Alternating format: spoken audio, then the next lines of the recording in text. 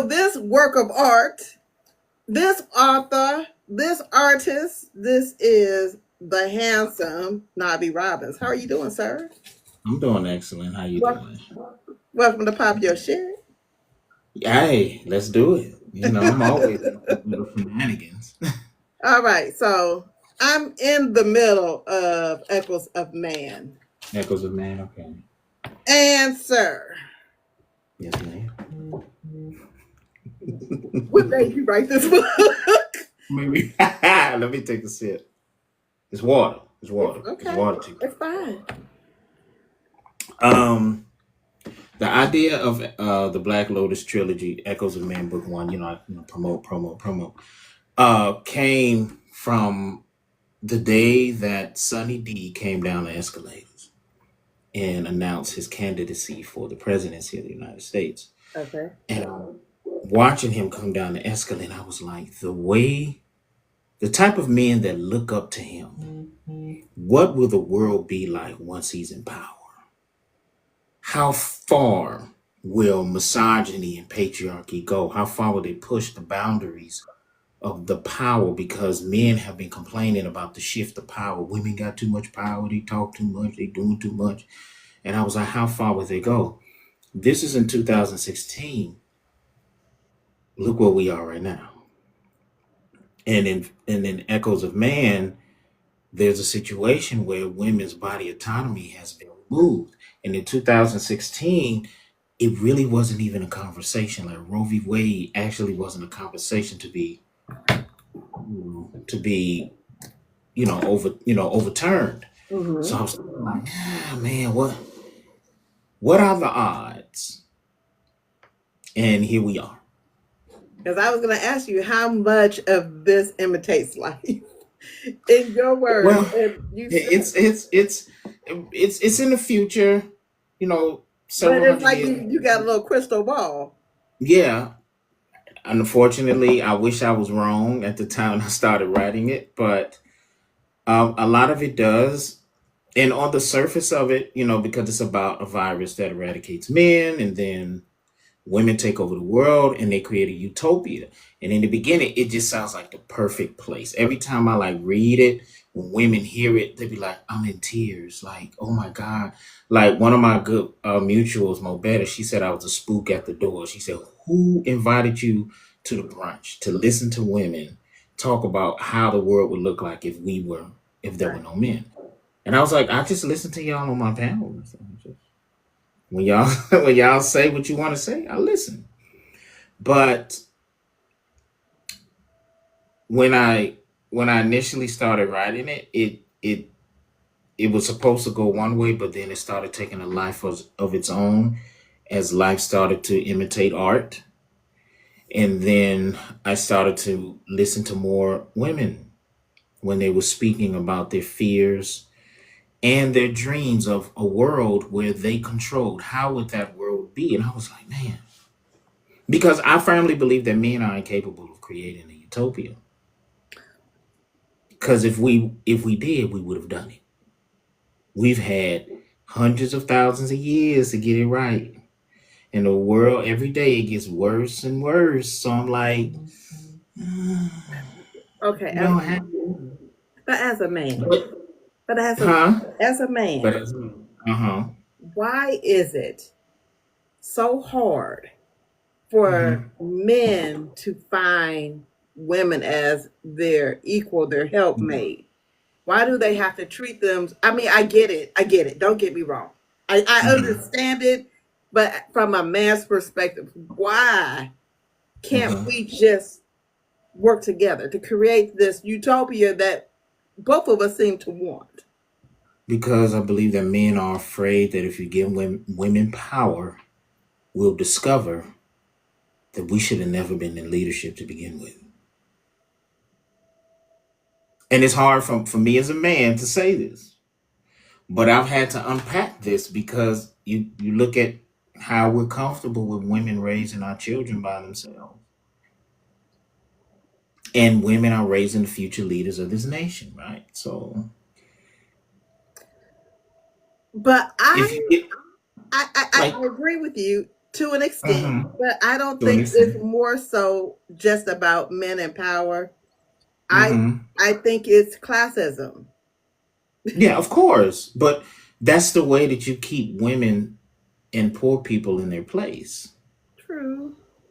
Capitalism, classism, like even in the book, you start to see that it's really not the gender that corrupts, it's power. True. Because once you, I don't know how far you've gotten, I'm but once chapter you, 6. you're in chapter six. Yes. Oh yeah, so you still got a ways to go, Yes. but you'll start to see how this world will start to unravel, and you'll be like, wait a minute, because again, initially I wanted to write it to where you feel at peace with this world. These women are. This is again, anybody listen. This is futuristic science fiction dystopian with some zombies in it. Right, I'm just letting you know off the top.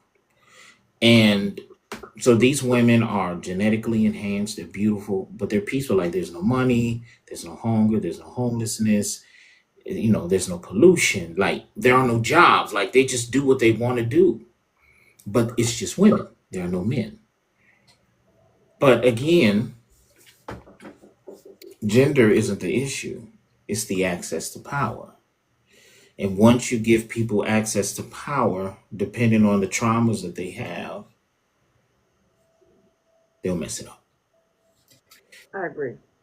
Because even some women in power, we've seen what they've done with their power. I mean, like even here on the app, right? Some people get a little notoriety, like on the book talk side of the game, they get a little notoriety, they get a little following, and then next thing you know, they act like a misogynistic pig. Ooh. So I power corrupts. want Power to corrupts. hear. I am most definitely. I definitely understand how power can cause people to get ahead of themselves and Right. start to not care about how other people feel and what other people are going through. So that is definitely a theme for this book as to with all of the action and back and forth and fighting because look, fast pace. I wish I could have sent you the audiobook. As a matter of fact, I'm going to send you the audiobook. I'm going to send Okay. you the audiobook because the audiobook is enhanced. So it's not just someone reading it, it's an entire immersive experience. So you got background music, sound effects, noises, all of the different things. So Is like it you're in gonna chapter. scare me? Because I'm already scared because it got zombies in it. No, no, no. But you see, these it's not creepy, scary. Okay. Again, so think of it like World War Z. Okay. So the zombies are fast. They're stronger because again, when the women get infected, these are genetically enhanced women. Right. So women get infected, these are genetically enhanced women. Right. So the zombies are that's why they call them pharaohs. They don't call them zombies because zombies are slow. Pharaoh means that they're just wild, they're fast, and each infection makes them get smarter, stronger. They start to even mutate to be even because again, these women are basically a race of supermen. They can't fly or nothing, but you know what I'm saying? Like they are stronger, they're smarter. So why would I create weak zombies? Because then it'd just be like barbecue chicken. They just go through and just I need a challenge. There Right. has to be a challenge. So and you're on chapter 6, which is she's on her way out into the wilderness. No, she's out. She's back. They just came back to the. Her Endorian, so they Yeah. trying to sneak in Yeah, the they're city. trying. They Yeah. just unalived the. What was it Um, called? the Phantom Hunter. Yes. The Phantom Hunter. What did you feel about that when she stopped him from I was like, I've seen it before. Not because that's where you got it from, but I've seen it before where a woman be like, I can't let you hit another woman. I don't care who you are. I'll hmm do it. And I Yeah. was like, damn. Most people they see that like It was a what damn for happened me. there? Like you think like she's gonna save her life or knock her out and let her get away or something like that. She's like, no, she gotta die. You just can't You get just away. can't do it. I'll do it. And so she And I slit her think throat. that made him like, okay, I can trust her just a Yeah. little bit. But he was also kind of like, you asking me to help you, but in her mind, she's like, I don't. And you'll see it as the story progresses. They have gone through so much in that 100-year war leading up to the virus, eradicating the men. And the fear is if we allow you to taste that even a little bit, we'll lose everything. So for them, it's like no man can be alive, no man can live, and if he is alive, he cannot exact violence on another woman because if he does, he gets a taste for it. Here we go. So, so the world is gone as we know it, and they're all in this Yeah, bubble. yeah. This is no. So the world, there's women. All the billions of women now. It's Hmm. like 200 years after the virus hits. Okay, okay, okay.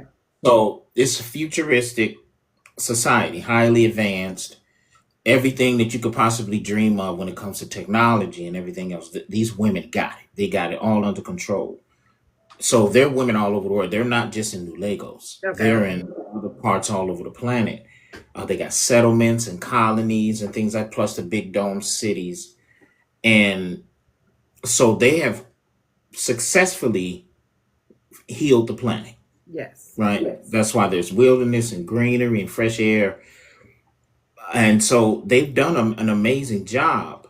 But as you read along, you'll start to find out that there are some things that should have been left in the past. Mm. And because of that, it is causing things to happen. It's like, how they say if you don't correct the past, you'll be in danger to repeat it. Hmm. That's what happens. Things start to repeat. And he'd be like, how? But again, it's not the gender that corrupts, it's power. And a Hmm. lot of times people abuse their power because of trauma.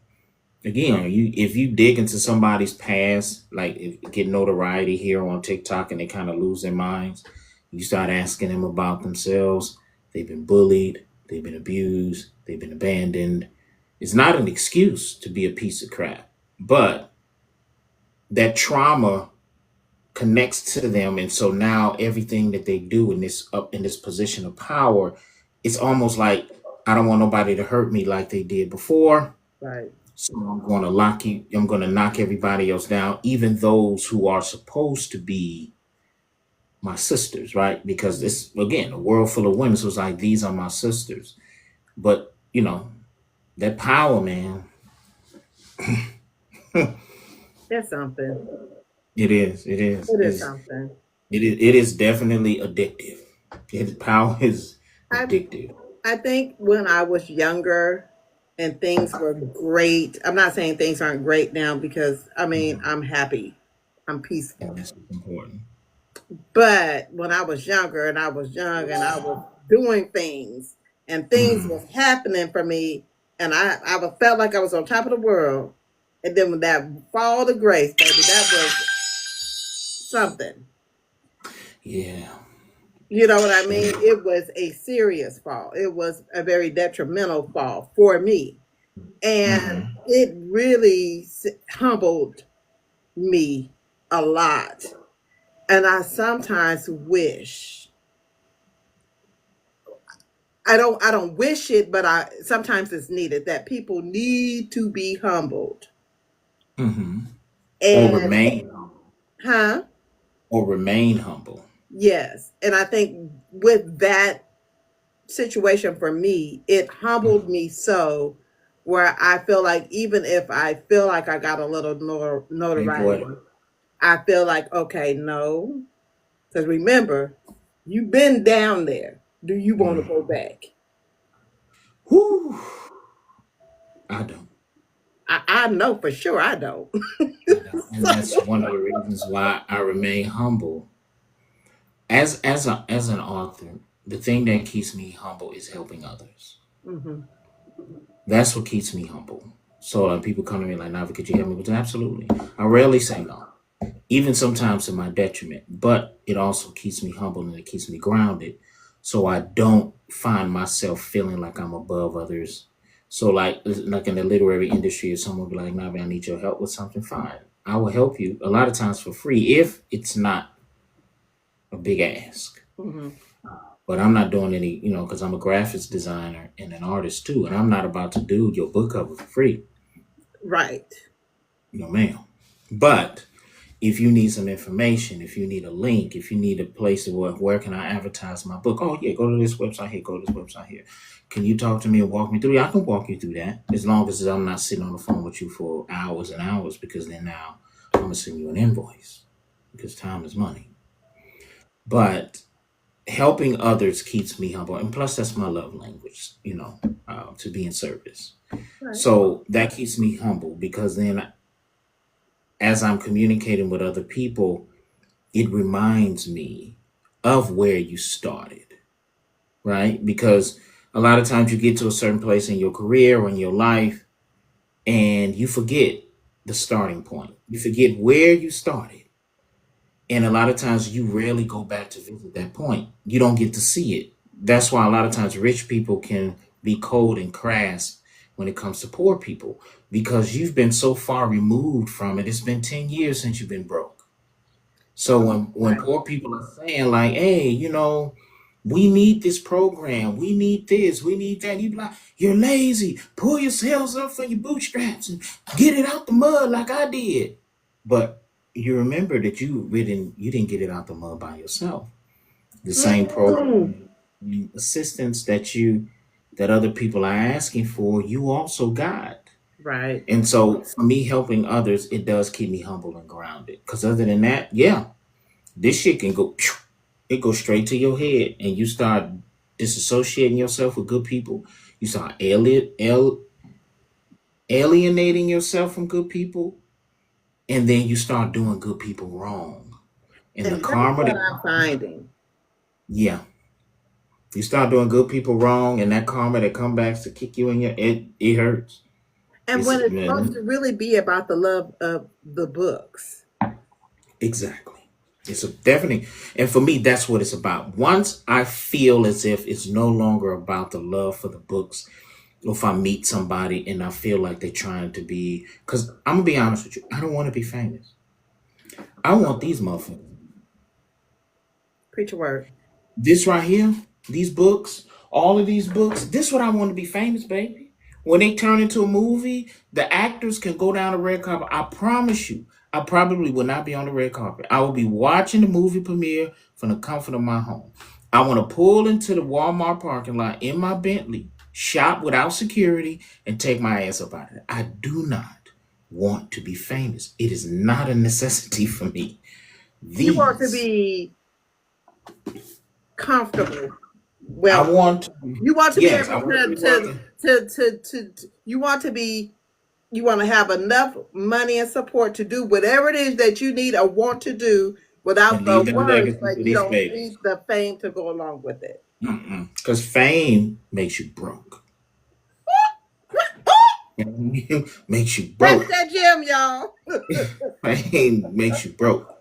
You go broke trying to maintain that fame because fame is illusion. It is. No human being can keep up with the legend of themselves. Impossible. Impossible. You cannot keep up with the legend of yourself. The way that the general public lifts you up, you're like a god, and you can't keep up with that. I mean, imagine you meeting Denzel Washington in real life and find out that he is a complete asshole. You're shattered. You're like, what the man? Training day? You play Malcolm X, brother, and you a coon. It'll mess you up because you can't be bigger than your legend. So for me, it's like I want for the books. My talent, yes, but I want to be the type of because like the woman who wrote Harry Potter, J.K. Rowling, Mm-hmm. she can sit next to you on the bus and you won't know who the hell that is. Mm-hmm. Like if you're not a Stephen King fan, he could sit next to you on a plane and you wouldn't know who he was. But if you're someone that has seen him in movies, you've seen him in interviews and stuff like that, you'd be like, "Oh, that's that ugly motherfucker." But if it's not, but if it's not, if you're just this, right? Because you never heard Stephen King renting out Disney World for his grandkids, chartering planes and stuff like that. right? Fame gets you broke because chartering out, a plane charter is at least 50K when you could have went first class for 1100, Preach a word. right? Preach a word. Or you want to take the kids to Disney World, but now you got to block it all the way out. So now you didn't spend 2 to 5, $10 million when y'all could have spent $5,000, or even you could have split, like you spent $10 million to reserve the whole park. Well, you could have spent 30,000. When you spent if you spent $30,000 at Disney, you went all out. So you talking about like 10K, 10K versus 10 mil. I don't need that. I don't need it. Not let these be the fame. It's like when everybody see these book covers, they scream, they yell, they pass out, they cry, they fall all over the place, they pee on themselves for this. Not for me. I want you to walk past me on the street and be like, "Hey, brother, how you doing? I'm good." And that's it. Now, it does feel good because this happened to me quite a few times where I'm like out in public. Like I was on a plane once, or I was walking in Walmart and I ran into some people and it was, "Oh my God, can I please go to the car and get my book? You sign it?" That feels good. Once in a while, once in a purple moon, not the blue. Blue is too common. Purple moon, once in a purple moon. But outside of that, no, I do not. I don't want the paparazzi on me. I don't want them following me because I might be into some debauchery. And I don't need that. I don't need that. I don't need that in the shade room. I don't need y'all having discussions about what I'm doing, my nefarious activity on y'all next live. Oh man, did y'all see what y'all live in the shade room, Fox News? You see what's doing? He flexible Yes. too. Now that nigga flexible, but damn no. No, I don't need that. So I don't need paparazzi on me. I'm good. I'm good where I'm at. What's amazing is um, I've been not to a lot of book events, but a couple. I've met a couple of Mhm. authors, and I was shocked they knew me. Not Mhm. that that's my goal. My goal is never, this platform is never about me. Mhm. It's never about me. It's always about the books. You know what I'm saying? It's always about the books. It's always about highlighting authors because society just overlooks this one little small section of literacy. Mhm. It's always Yep. about Yeah. that. Ooh, you just said something. Black literacy. I'm a hybrid, so I have a 3 book deal with Simon and Schuster, Hmm. and then I release independently. Um, there are a lot of authors because there's a big hoopla right now on TikTok about the guy that got the 2 book deal Hmm. because he's handsome and he got an accent. Oh, the Australian young man. Yeah, yeah. Let me explain something to y'all from someone who's a black author that's signed to one of the largest publishers. Listen, it's not 12 inches. It's probably like 2.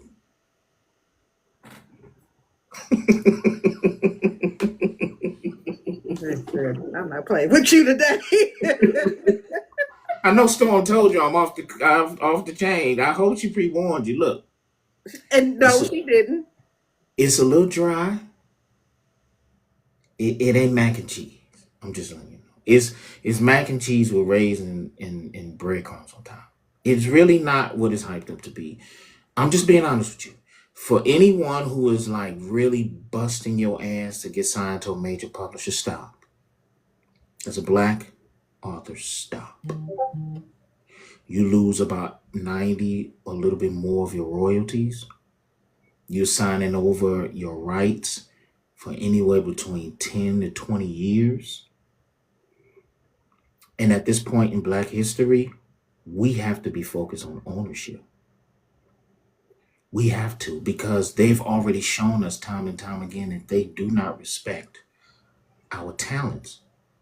They don't. They're rolling back so many programs, and I don't want to get too political, Oh, but it's okay. I was going to ask you about it. Go ahead. Go ahead. they're shutting us out. They're shutting us out. They're For your banning work our that you books. created. Yeah, they're banning our books. They're making it extremely difficult for black talent to rise to the top. We are the most talented. And you have to think of it, we're like 300 years in arrears when it comes to literature. And look how far we've come. Like we run the independent game, especially when it comes Mhm. to urban lit. Ain't Mhm. nobody doing it better than black people, right? But and we are large. When I say a large, a part of that general ledger for Amazon. But look how Amazon treating us. They're just lowering the royalties for paperbacks now. Mhm. To 50%. I know some people. I know someone that is in Amazon in that corporate, and I don't want to name their names, but I will tell you the next stop is KDP. You're about to get paid less on that side too. Prepare. See, KDP for Amazon is no longer necessary. You see, KDP was used, Kindle Unlimited, Kindle Unlimited was used to sell tablets. They don't need your books to sell tablets because now people are watching movies and TV shows on the tablets more than they're reading. That's why the royalties getting less and less and less. And that's why your visibility on the platform, even if you pay for it, gets less. You have to pay more to get more visibility when you're advertising on Amazon. Is because they will, in fact, phase Kindle Unlimited out. They don't need it to sell tablets anymore. And I've been encouraging people for this. And if you just allow me, Kindle Unlimited is great because my books are on Kindle Unlimited. So if you want to read these and you got Kindle Unlimited, go ahead. And I do that not because I'm expecting to turn a profit. I'm doing that because I want readers to experience these works. Right. You will not, you will not be disappointed. No. No. You will, no, you will not. You will not. Trust and believe. And so, but I want the thing is that if you are an author and you're consistently getting 2, 3, 1 million pages read, Amazon is sending you a check for, let's say you get 2 million pages for 10K. If you were to divide how many pages are in your book and you sold them for full price, Amazon is paying you 15% of what you should be getting paid. So if they sent you $10,000, they're supposed to send you about 40, maybe even 50. Again, if you can consistently get that done every month, why can't you get your readers to buy direct from you? I don't even have to be on this podcast no more. I'm just saying, authors. And I am slowly weaning myself from the platform. Like my audiobooks are strictly available on my website. Because when I found out that Audible takes 90%, you motherfucker. Do you know how expensive it is to create an audiobook? To pay a voice actor. And then what I did was after I got my recorded files back, I went in and spent hours adding background music because I have a history in music and in the studio, so I know how to mix those things. And an audiobook can cost an author anywhere between 5 upwards to 20K, depending on who the voice actor is and if it's an enhanced audiobook or just a regular audiobook. Mm-hmm. And Amazon will say, hey, we'll give you 85% if you be exclusive. But if you don't want to be exclusive, we take it 90%. And they did not put a penny into the production of that audiobook. And they do the same thing to us with our books. You finance, as an independent author, you finance that book. You pay the editor, the book cover designer, the typesetter, the whole nine, and you're going to pay for promotion. The hours it took you to write that book. And Amazon will look you in your face and say, we want 70%. Or we're going to pay you 0.0004 cents I paid. per page read. Now, again, if you got 120 pages on your book, let's do the math. I'm going to show y'all something. If you have 120 pages in your book, right? Because that's like urban lit book is about 120 or something like that, 120, 120, 140, somewhere around. 120. Okay, so let's do 140. Like, let's be fair. So you got 2 million pages read for the month of May. And there's an author that I know that did. Congratulations, sister. Absolutely. Because I know that's a nice little check. I'm not shitting on people who do it. I'm just trying What to it look show like? you what it looks like if you start to pivot. I'm not telling you to take it off immediately. I'm saying slowly pivot. Slowly. Give yourself a year. But by the end, after 12 months, your readers are supposed to be going directly to you. But let's say 2 million divided by 120, 140, right? Like, we're going to be fair, right? So you would have sold 14,000 books. You are now a USA Today bestseller because they don't clock Kindle Unlimited. So now you can put that on your resume. You have become either, and if you schedule it properly, New York Times. You're most definitely an Amazon #1 bestseller. You sold 14,000 books in a single month. Now let's say like you price that book at $2.99 times 2.99. You would have made, wait, you know what? No, they tripping. So it was 14,000 books, give or take, times 2.99. $41,860. If you just sold it for 2.99. Now, if we look at how much Amazon is sends you, right? So 2 million pages read, right? Times 0.004 cents. Amazon will send you a nice $8,000 deposit. You missing out on $6,000. Six, you Wait a minute. missing What out was it? What was the initial one? $41,000 if you sold Okay, them yourself. 41,000. Now that's 8,000. Oh no! That is exactly what I'm talking about. 40, For all the work 41, that you did. exactly, minus 8,000. You let Amazon walk off with $33,000 worth of your money. That's Absolutely. something That's a that month. that is a month. Jesus. This is a month, authors. This is a month. And some authors in the industry don't like when I do this calculation. They feel like I'm being elitist. I'm not being elitist, and I'm not telling people to take your books off of Amazon immediately. That's not what I'm saying. That's what I'm saying. Give yourself a You're year. saying If you do when. 2 years, You're saying but when. you got to slowly but surely pull yourself, because you don't want it to be an issue like what happened on TikTok. Everybody thought that TikTok was playing. And then on January 20th, or was it the 6th? One was the 20th, 19th, the it 19th, or something like that. went down. You don't want for Amazon to send an email and be like, by July 1st, Kindle Unlimited is going to be phased out. You've Now been I don't living. know if anybody is in here that on my live when we talk business. The Hmm. main thing I always say is, where's your website? Why are you not selling your books on your website? Why don't you have copies of your books on your website? Ariel Braintree, she hears me say that. Hmm. Erica, she in here, she hear me say that all the time. Where is your website? Author Ariel Rain made a perfect point. They did that with Villa. Yeah, It was a lot of money being made on Villa. yeah. And then they just sent you an email and be like, you got 60 days, nigga.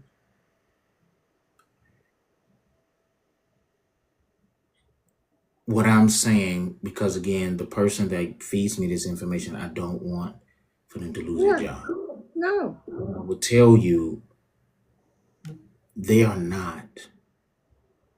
They kick out with the bonuses and everything.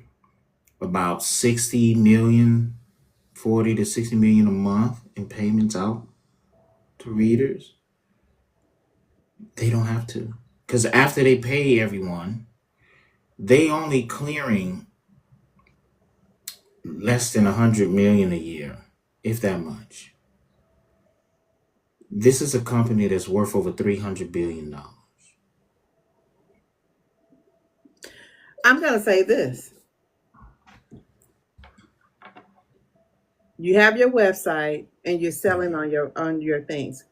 It takes just as much marketing to market on Kindle Unlimited as it do to market for yourself. And here is the beautiful thing about selling on your website. You see, when you sell on Amazon, you don't get the contact information of everyone that downloaded your book. You have no idea on how to reach out to those people that left those reviews. But on your website, though, they leave an email address because you have to deliver your ebook to their email address. So you can do your monthly, you can do it. I wouldn't do more than twice a month. Some people send a newsletter out every day, right? Because I'm on Jessica Watkins' mailing list. I'm on few other mailing lists, and I open it up because I'm interested. Let's see what she got coming down the pipeline.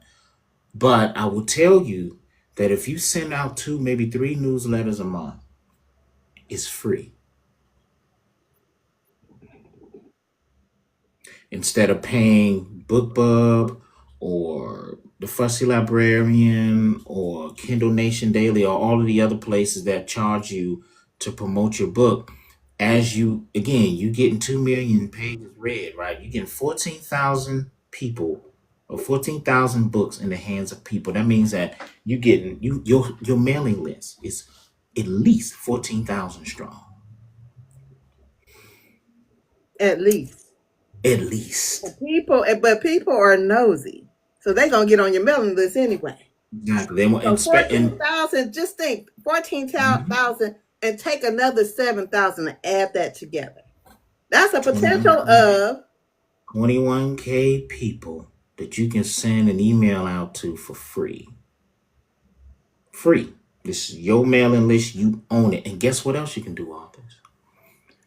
You can charge other authors to gain access to your mailing list. Because now you can create another stream of income by saying, I got 21,000 bona fide paying readers. How about you pay me $50 and I give you 3 days and I will send out your ebooks to their email addresses?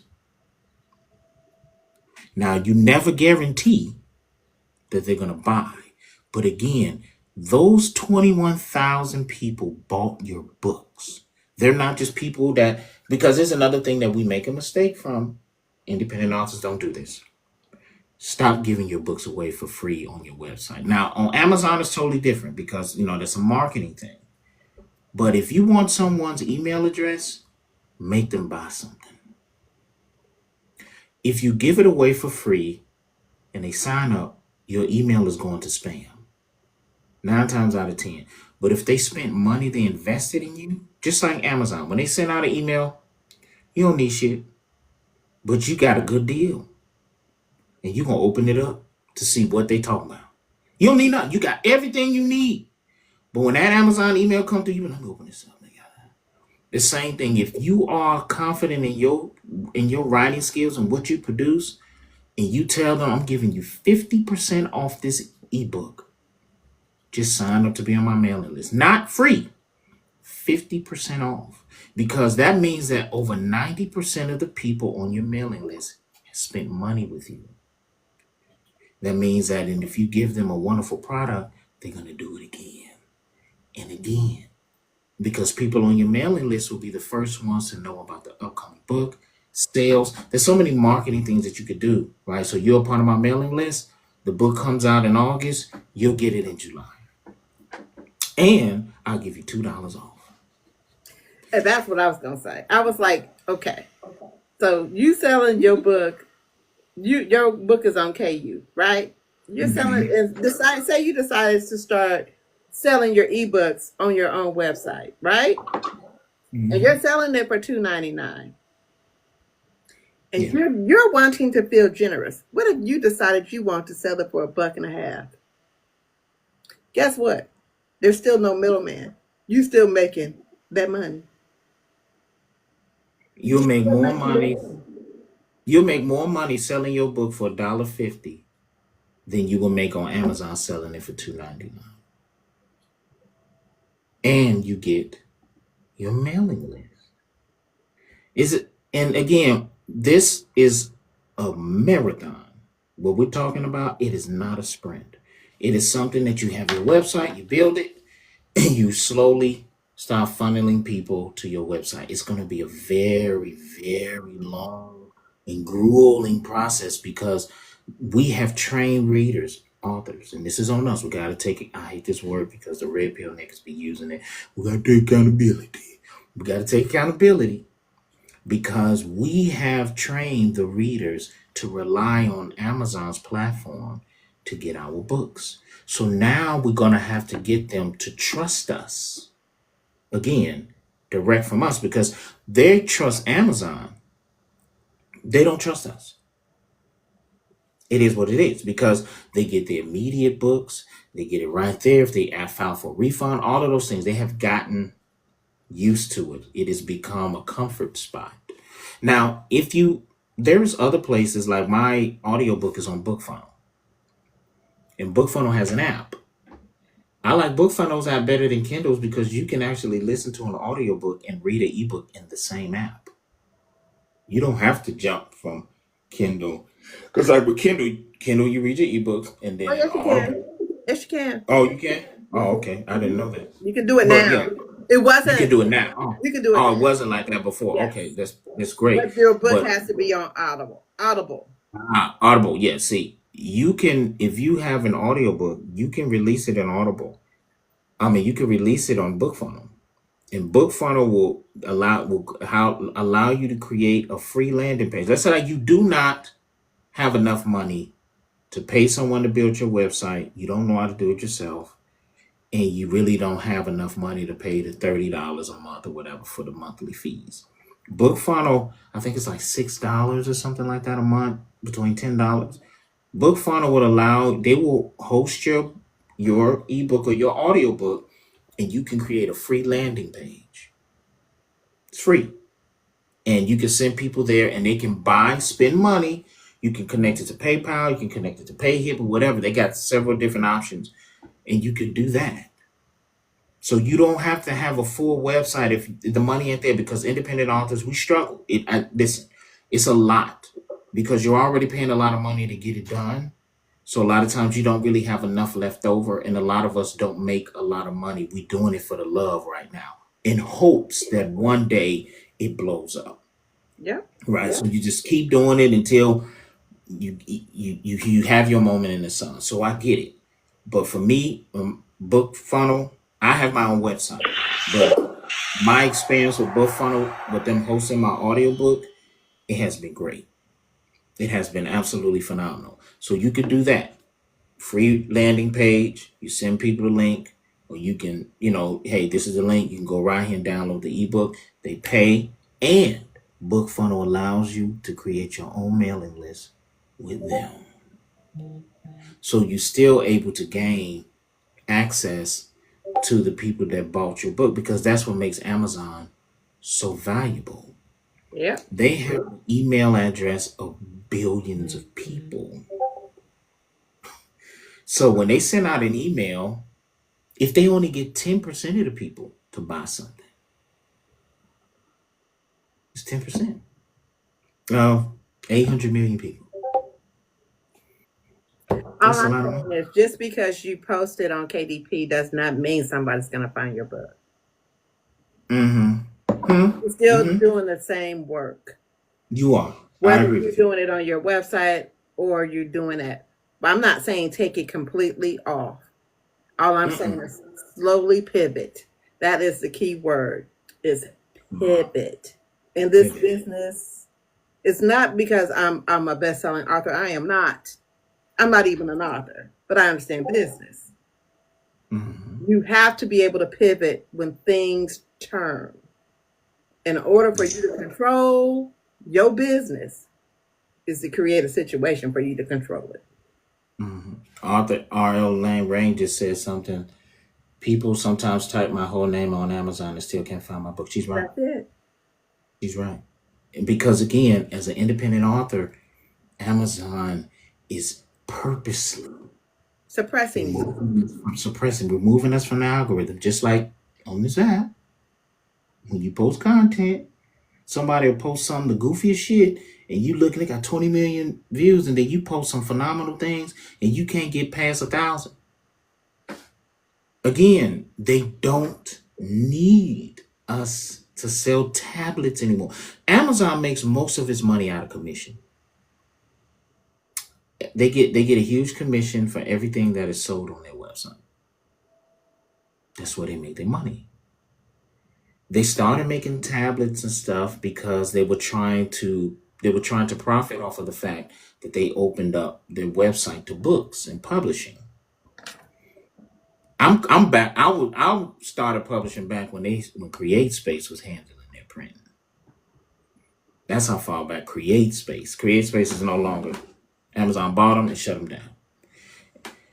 And their system to upload your book has been janky ever since. They are cutting costs. Why do you think that is? Now they're reducing our royalties on the paperback side. And it's already criminal how much you lose on the paperback. Like it might only cost you $2.50 to print that book. And Amazon had a nerve to send you a $3 royalty. And you charging $15 for the book.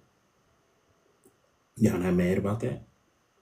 I understand other retailers want to get their piece of the pie. Walmart and the rest of them. But it's and with the publishing industry spitting in our faces as black authors right now, we got to figure something out because I promise you, they are doing whatever they possibly can to give the people that don't look like us a leg up to prevent this this renaissance of black literature because we are incredible. I mean, just look at Sinners, Mm, the writing, everything, right? Like nobody's, and some people be like, I really didn't like it. Well, you didn't quite understand it. That's fine, but you look at it from the perspective of the historical feeling that you got from it. Everything is just like I've read some books that were absolutely amazing, like Brianna Cole. I think Storm interviewed. I think Storm may have interviewed her. She writes screenplays and stuff more now than she does books. But she wrote a story. It was called The Night Before Christmas about a husband and wife that had like a hallway pass every year around the holidays. Santa bringing gifts, and she letting him get him some new vagina. It was wonderful, but he decided to, you know what I'm saying, slide with her sister, her twin sister. ooh. Yeah, it turned into something else. But the movie is now on Tubi. It's not like it was financed by Tubi. It's like a Tubi Select. Really good movie. The book was phenomenal. I was just like, and she wanted to quit because how the industry is. There's a lot of people that are in this industry that are extremely talented authors and they quit because of how toxic it is. Right now, a lot of us are glorified employees of Amazon. Preacher I'm word. sorry. Hey man, I don't mean to no disrespect because my book's on Amazon too. So I'm not talking from a high horse. I'm just saying when I get my royalty payments and stuff like that, and I know how much I should have gotten with those pages read, I'd be mad. But I also understand that I have to do that in order for readers to get my stuff. And then I'll be like, hey, look, you like this one? I'm taking this off of Kindle Unlimited after the first 90 days. If you want some more, if you want book 3, it's not going to be on Kindle Unlimited. It's only going to be on my website. Just those types of things because man, like they're supposed to cut you a check for 42K and they sent you 8 grand.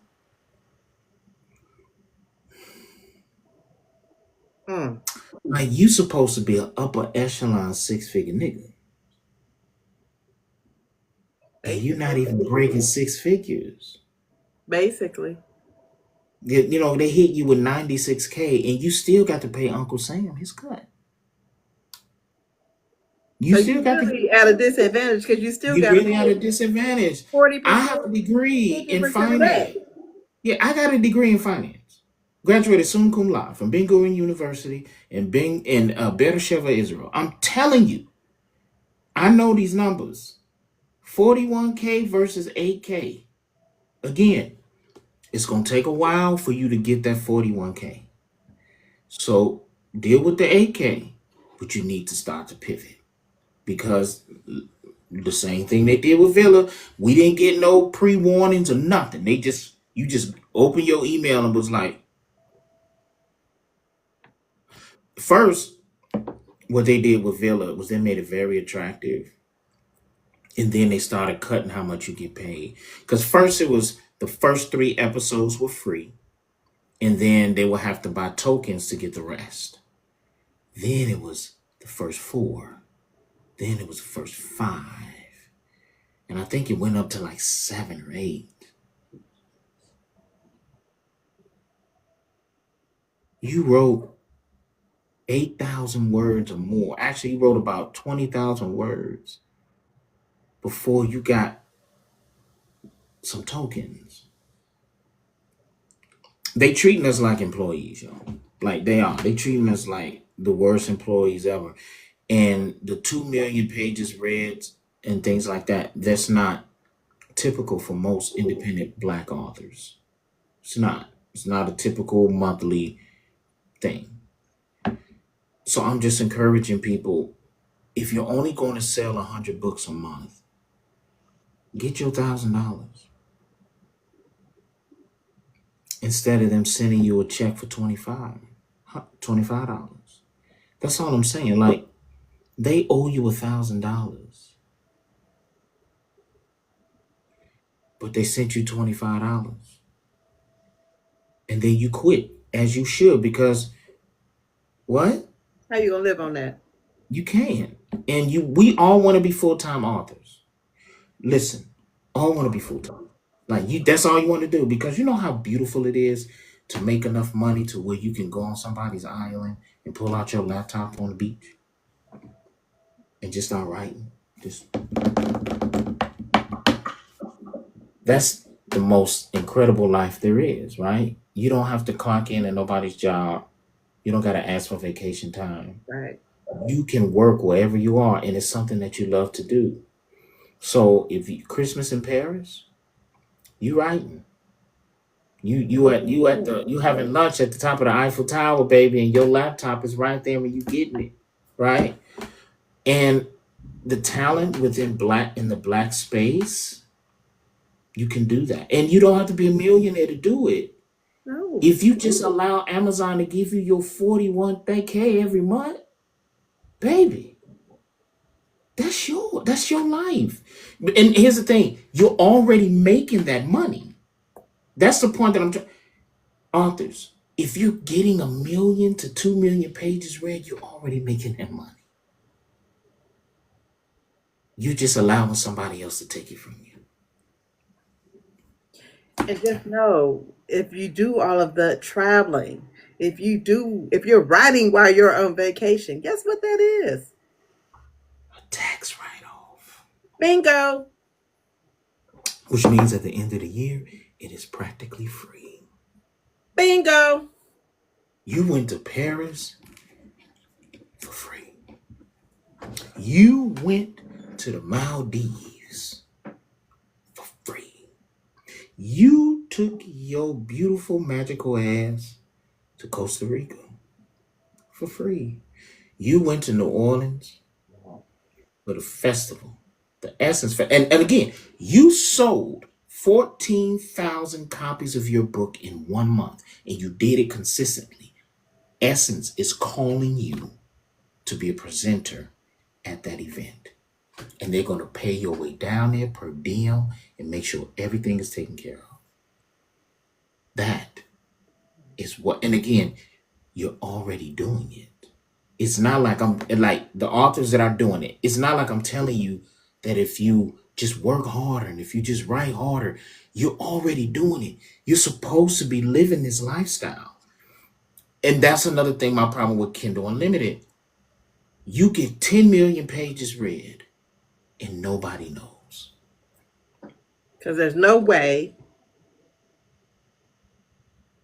Your career, to clock it. There's no no, way that you can show people this is what it is. no. Your career will always be beholden to Amazon because once you become a New York Times best-selling author, you don't need the motherfuckers no more. You don't, why would I put my shit on Kindle Unlimited? Yeah, I'll let Amazon sell it, but at full price. But 9 times out of 10, I'm gonna have my own website, and you gonna buy them directly from me. But I can't do that because Amazon got me locked in. So if I have 10 million pages read, or you're a publisher, you're a black publisher, you got 10 million pages read, or 20 million pages read, none of your authors on your roster will ever see a bestsellers list outside of Amazon. And they should be. USA Today, there are probably hundreds of black authors that should be New York Times bestsellers. Whether you are 100 or one, you are still, because it goes from 1 to 100. Whether you hit the 98, you are still a New York Times bestseller. That's all I'm saying. Like, we have to take control. Black authors, we have to take control of our careers because they're shutting us out. The whole Amazon ecosystem, it shuts us out. It shuts independent black literature from ever reaching mainstream on our own accord, on our own, like for what we want it to be, right? And so we want that, so we go after the big publishers. And again, I'm telling y'all, it ain't mac and cheese. It's not. It's It's more like not. rice. It's more like what, top ramen. Not even top ramen. Like, if you think you're gonna get the gok, you're not. You're not. You're not. As a I didn't matter of say fact, good ramen noodles. I was like, what is that? ain't no, like it ain't. Yeah, no top ramen, none of that. Cup of noodles. You're gonna get the Dollar General one, the one that's all the way Ooh. sitting next to the towel, the paper towels and stuff that they. Yeah, it's not like it's great to walk into a retail and see your book on the shelves. It's beautiful. It's a wonderful thing. But I sell 2 million copies of the book. I'm still not a millionaire.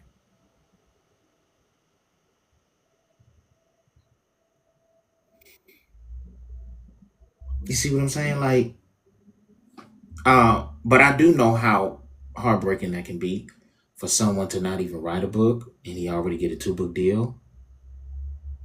But we have to understand that these people do not want us in these spaces. And I know that that's why Amazon's ecosystem is the way that it is, because as long as you keep us locked in, we'll never break the ceiling. Keep us locked in, we'll never break the ceiling. Imagine if we all just say, you know what, I'm taking these 2 million pages read to my own website. Ooh. You still put in the same amount of work. It still works. Yeah. I'm But sorry. now, It's still the work. You're just working it differently. yes, but what I'm saying is that, but now though, you are not only making $500,000 or more a year, but you're also a New York Times USA Today bestseller.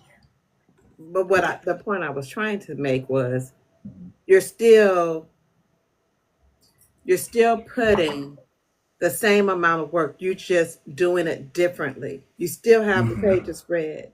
You still have the thing. You're just getting more money for it. You're getting more accolades for it because you Mhm. now control it. Is what I'm trying to say. Yeah. I don't think that it came across that way. So No, I understood what you were saying. yeah, so you still just, even though you may not fit, you don't want to do it, you still gotta do it. You still gotta promote your book. You just have to do it in a different lens. You have to pivot. You Hmm. got to pivot into, okay, well, if they're going to take 50% and I can take the whole 100, I'll pay my own taxes and I'm Hmm. still going to come out better than Yes, you will. me going through Amazon because they're not giving me your just due. No, It's not set up for us. It's no, not it's set not. up for independent authors. I'm sorry, it's not. It's just So not. my consulting company is trying to get you to think differently. It's to help you find your readers. It's to Hmm. help you figure out how to market to said readers because book talk is still here. It might go away. You might end up on Instagram, or you might end up on YouTube, or you might end up on Substack, wherever it is that you may land. It's Hmm. still there. They're still looking for you. Exactly. You just have to market differently. So they can find And you. you might have to do a little bit more back end work, like actually bagging up the books and sending them out. That's work. Hmm. It is work. But if you don't even want to sell the physical copy, you got to send out those emails. Hmm. So it's what you want to do. But if you want somebody to see your work, you still got to market. You still got to get in there and do it. You're just now doing it for yourself versus doing it for Hmm. Amazon, where they take most of your money. And they're gonna always take most of your money, baby. You should always be your first party seller. That's the thing.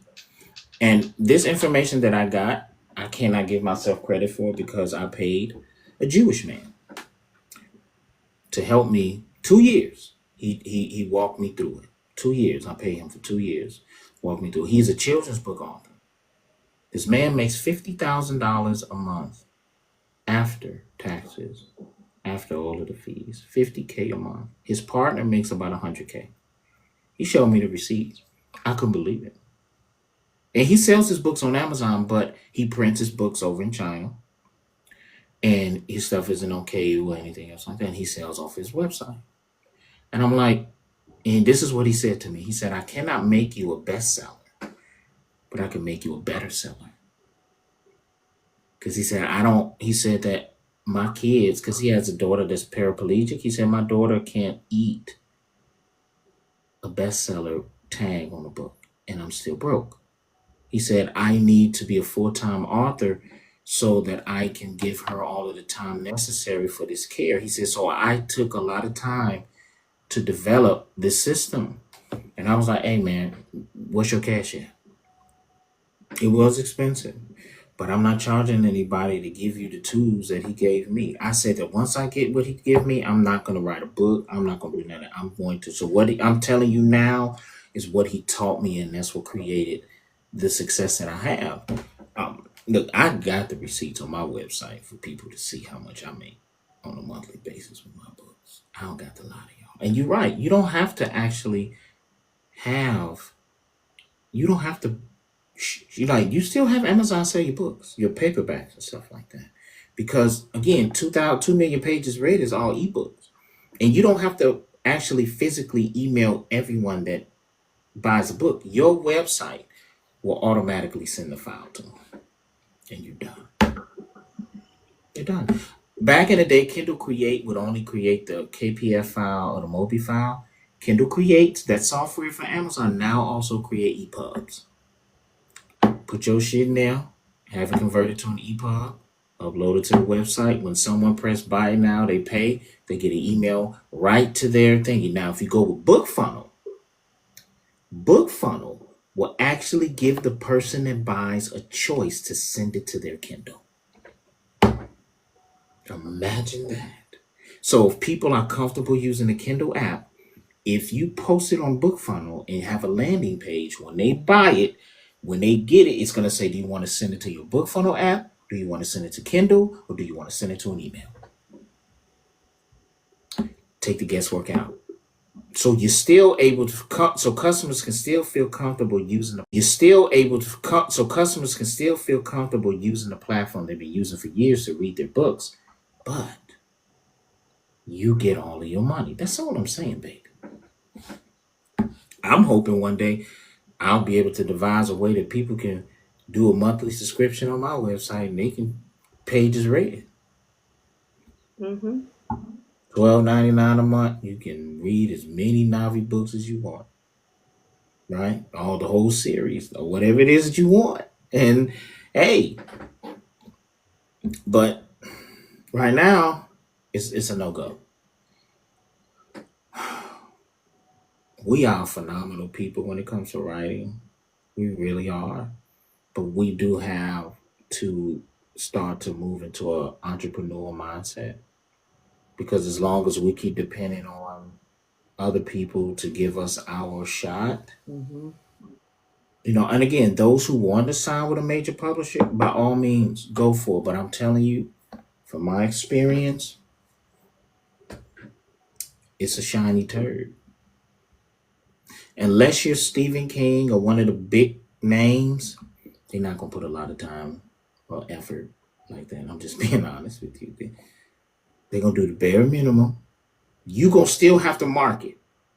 You listen. You sign with Simon and Schuster. I promise you, they're gonna be calling you. I've been looking on your website. I've been looking on your social media. I haven't seen any promotion. What's going on? We need you to start promoting now. We need you to get out there. Now they'll send you the tools. They have a marketing department, and the marketing department will send you all of the things that you need, all of the pictures and stuff like that. But you got to do the work now. They will only start to invest in real money until they see that you are marketable, that people will actually start buying your books by the tens. And sometimes they do buy like a bunch of books and then they'll give them away, but it's all a part, and but it'll be considered sales. That Mm-hmm. happens. It happens. I'm telling you, it happens. But they will not do that on first time authors. Actually, they won't do that for you. If you get a 2 book or 3 book deal, they're not gonna do that for you. Absolutely not. I'm just telling y'all. So yes, you should be upset because it was egregious to sign somebody without a manuscript, right? But at the same time, understand that 9 times out of 10, even after his book goes on sale, he still might be clocking in on somebody's job. Imagine getting a 3 book deal and you still got to clock in at work. You Woo. telling them my book is in stores, you can grab it, yada yada yada, and then you clocking in. Hey supervisor, can I take a vacation? I got a book fair to go to. Nope, can't spare you. Sorry. Tell them you're not going. It's a lot of money in independent being an independent author. There is. I love the in-person events. I do.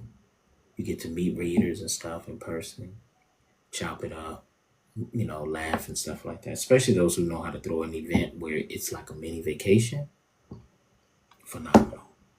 Like you got the like how Boozy and them do. Like you got night before, night after. You get dressed up and stuff like that. I love those events. Not just while you just go to the. I mean, they're good, but I like fun to go and be like meet people and stuff like You want to that. But create an experience. You mhm, want the yeah, experience of it.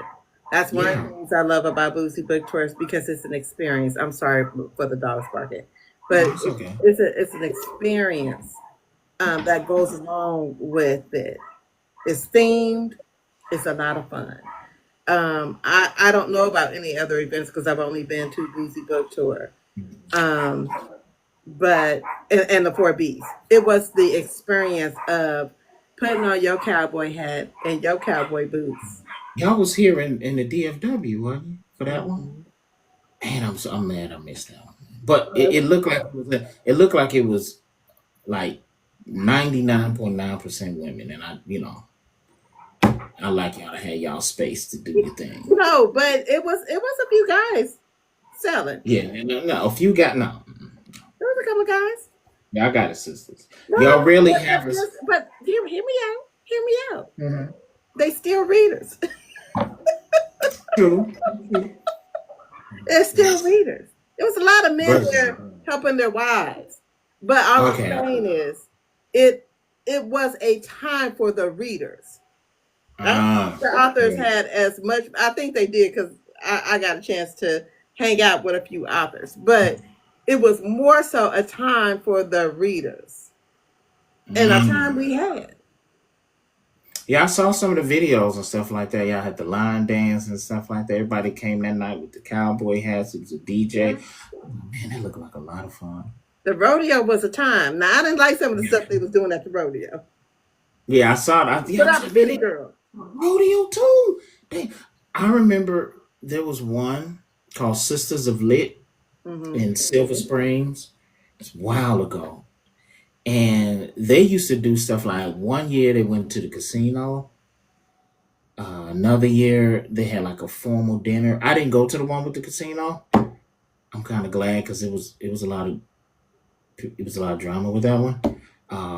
Not with the event itself, with all this kind of let the freak flag fly. But then there's another one that came and they had like a formal dinner. They had like a formal after dinner that was really nice. I went to that one. It was all in suits and stuff. It was like an award ceremony. They always throw a really and then the place where they had the event, it was outside, but it was a high traffic foot area. So people going through Silver Spring, it was right there by the mall. So people walking through, and so you just had to call them over. But people come over there, and it was so I sold 280 books. That's a lot of books. Not books. And it was like from like 10 in the morning to like 3 in the afternoon. But they don't do it anymore, which kind of sucks. I've gone to the Decatur Book Festival in Georgia. That's the biggest independent book fair in the United States. I thought it was Harlem. Now, Harlem is probably number two, Okay. but the Decatur, shh, they get like 1.5 million people in 2 days. Wow. Decatur, I don't know if it's because after COVID, after the vid, it kind of went down. But prior to vid, listen, if you didn't take 1,000 books, you were slacking on your pimping. What? You needed to take 1,000 books, and it wasn't difficult to sell them. It was not difficult to sell books at the gate. Like you know how we are as black people. Like the table be tabling. You got the beautiful tablecloth, candy. You got some people might have fireworks and stuff. We just our book table be crazy. You got the banner, and most other authors who were their tables were boring, like really boring. Like they would have like a no tablecloth and they just had their books up there. But black people, our tables was drawing you in, even if it's the bowl of candy, right? Selling books. I had a partner.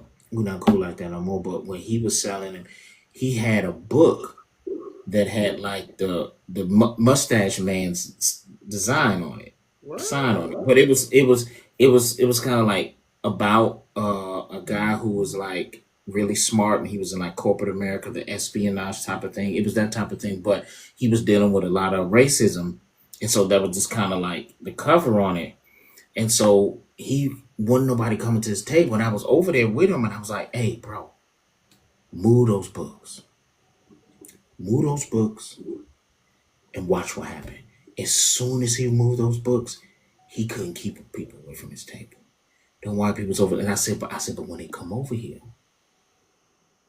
take the cover off these books and say, hey, look, if you really want something, come over here. He sold those books out first, then the other ones. He was like, God damn, I said, because white people nervous. They want to read our stuff. But a cover like that kind of throw them off like, I'm gonna feel guilty. You gonna make me feel guilty about. But when he was like, hey, look, like, hey, I got the special stuff. They listen. Bought them Decatur books was up like it was cotton candy.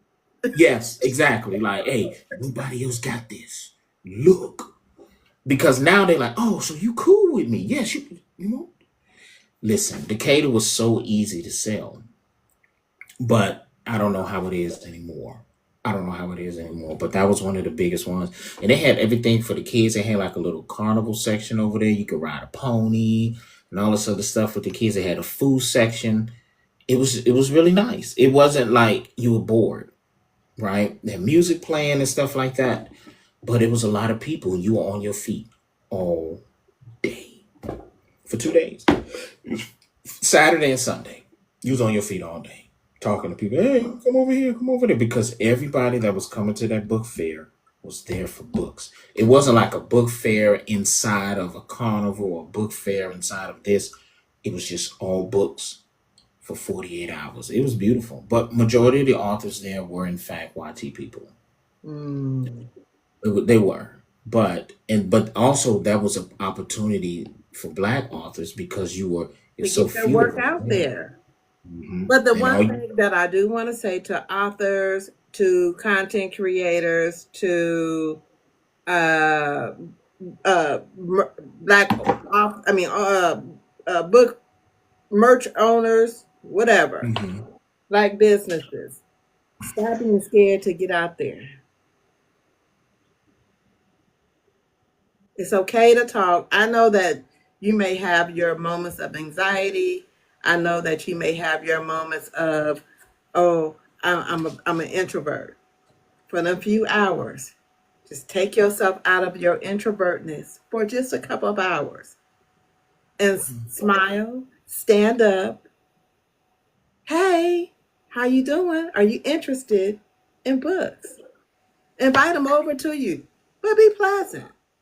I guarantee you, somebody gonna come over to your table. And if they somebody see that one person up to your table, somebody else gonna come because they nosy as hell. They nosy. They gonna come over to your table. And if they see a crowd over there, it's something going on over there, and they got to come see for themselves. Because they nosy as hell. what's going on over there? What y'all over there doing? Why is 5 people over here at this table? And then that's when, hey, grab a book. I'll sign it for you and take a picture. That's why they here. They here because the books. You grab a Exactly. book, sign it, and take a picture. I so question for you though. Question for you. Yes. Um, because book one, you say you're in chapter 6 or whatever. Are you, Oh yeah. you want me to send you order a book for book 2 Yes. too? I'm Okay, I got invested. you. You think I'm No, playing? no, no, I don't think you're This playing. tonight. You said you gonna finish that one. Oh yeah, I'm gonna be done tonight. You're gonna be done to that. Now, Tonight. in book one, in book two though, there's some naughty bits in this one. It's okay. No. I'm just telling you, like it get real. It get real in here because in this world they don't call it smacks. They call They it. call it worship. I know you. I know you. Yes, they call it I worship. know you lying. No, I wish I was. They call it worship. When you read it, you're gonna be like, yeah, that is worship. Cause they getting it. Look, they getting it. They getting it. They getting it. Actually the fit mom read it. She'll tell you. She tell me like, I never heard it called that before. They call it worship. There's a scene where there's, 2 people at it and then somebody else come in and he like, look, I'm not gonna take nothing that you're not willing to give. Okay, I'm ready. Hey, don't let the political intellect side fool you. First of all, let me tell you something. I'm a scoundrel. I don't. They might not can separate. Uh-huh. I can separate because again, I'm a businesswoman. Mm-hmm. Don't let the foolishness that happened last night deter you from what I be really talking about. Exactly. Exactly. Listen, I had so much fun writing those parts, right? Because I never actually wrote like same sex interactions, right? Really? No. Especially with women. So what I did was, again, humility. Humility is very important in this business. I have several friends who are a part of the community. I'm not a part of the community. So I reached out to them. I was like, hey, look, these are women, black women. I said, hey, look, read this. I need feedback. She was like, nigga, you wrote this like a nigga. I need you to write this like Like a woman. female. Exactly, right? So I'm sitting up there like, okay, so then we on the phone for about an hour. She's telling me like, hey, it's the build up, it's the anticipation, it's the conversation leading up into it. It's just not just getting into it. I was like, okay, okay. Listen, I'm a quick learner. I went back to the drawing board when I sent it back to her. She said, you got me in here like Captain Jamel crossing my leg. What did you do? And after that, I was good. I didn't need I was good, but I kept sending her each of those interactions because I wanted to make sure that I was a good student. And she's not an author, she's a reader. But I was like, that I need that guidance because I'm not arrogant enough to think that I know. Because I seen something on Cornhub or something like that. Ding, ding, ding. Ding, ding, ding, ding, ding, ding. What? Did you see how he sent it to somebody else and said, okay, I need to make sure this is right? Mhm. It's called research. Just because you saw it, even you might have experienced a little something. But because you experienced it does not mean it's going to come across on your pages. As a reader, Mhm. you have to make sure that you do your research. Get you some beta readers. Get you some ARC readers. Get you some beta readers. Get you some ARC readers. It's okay. You don't have to send it to 97,000 people. You can send it to a good 5 beta Mhm. readers, a good 2 people that you trust, not your friends, not somebody that's going to tell you it's okay. Exactly. Send it to some people that are for real readers that don't mind beta reading, and they're going to give you their honest opinion.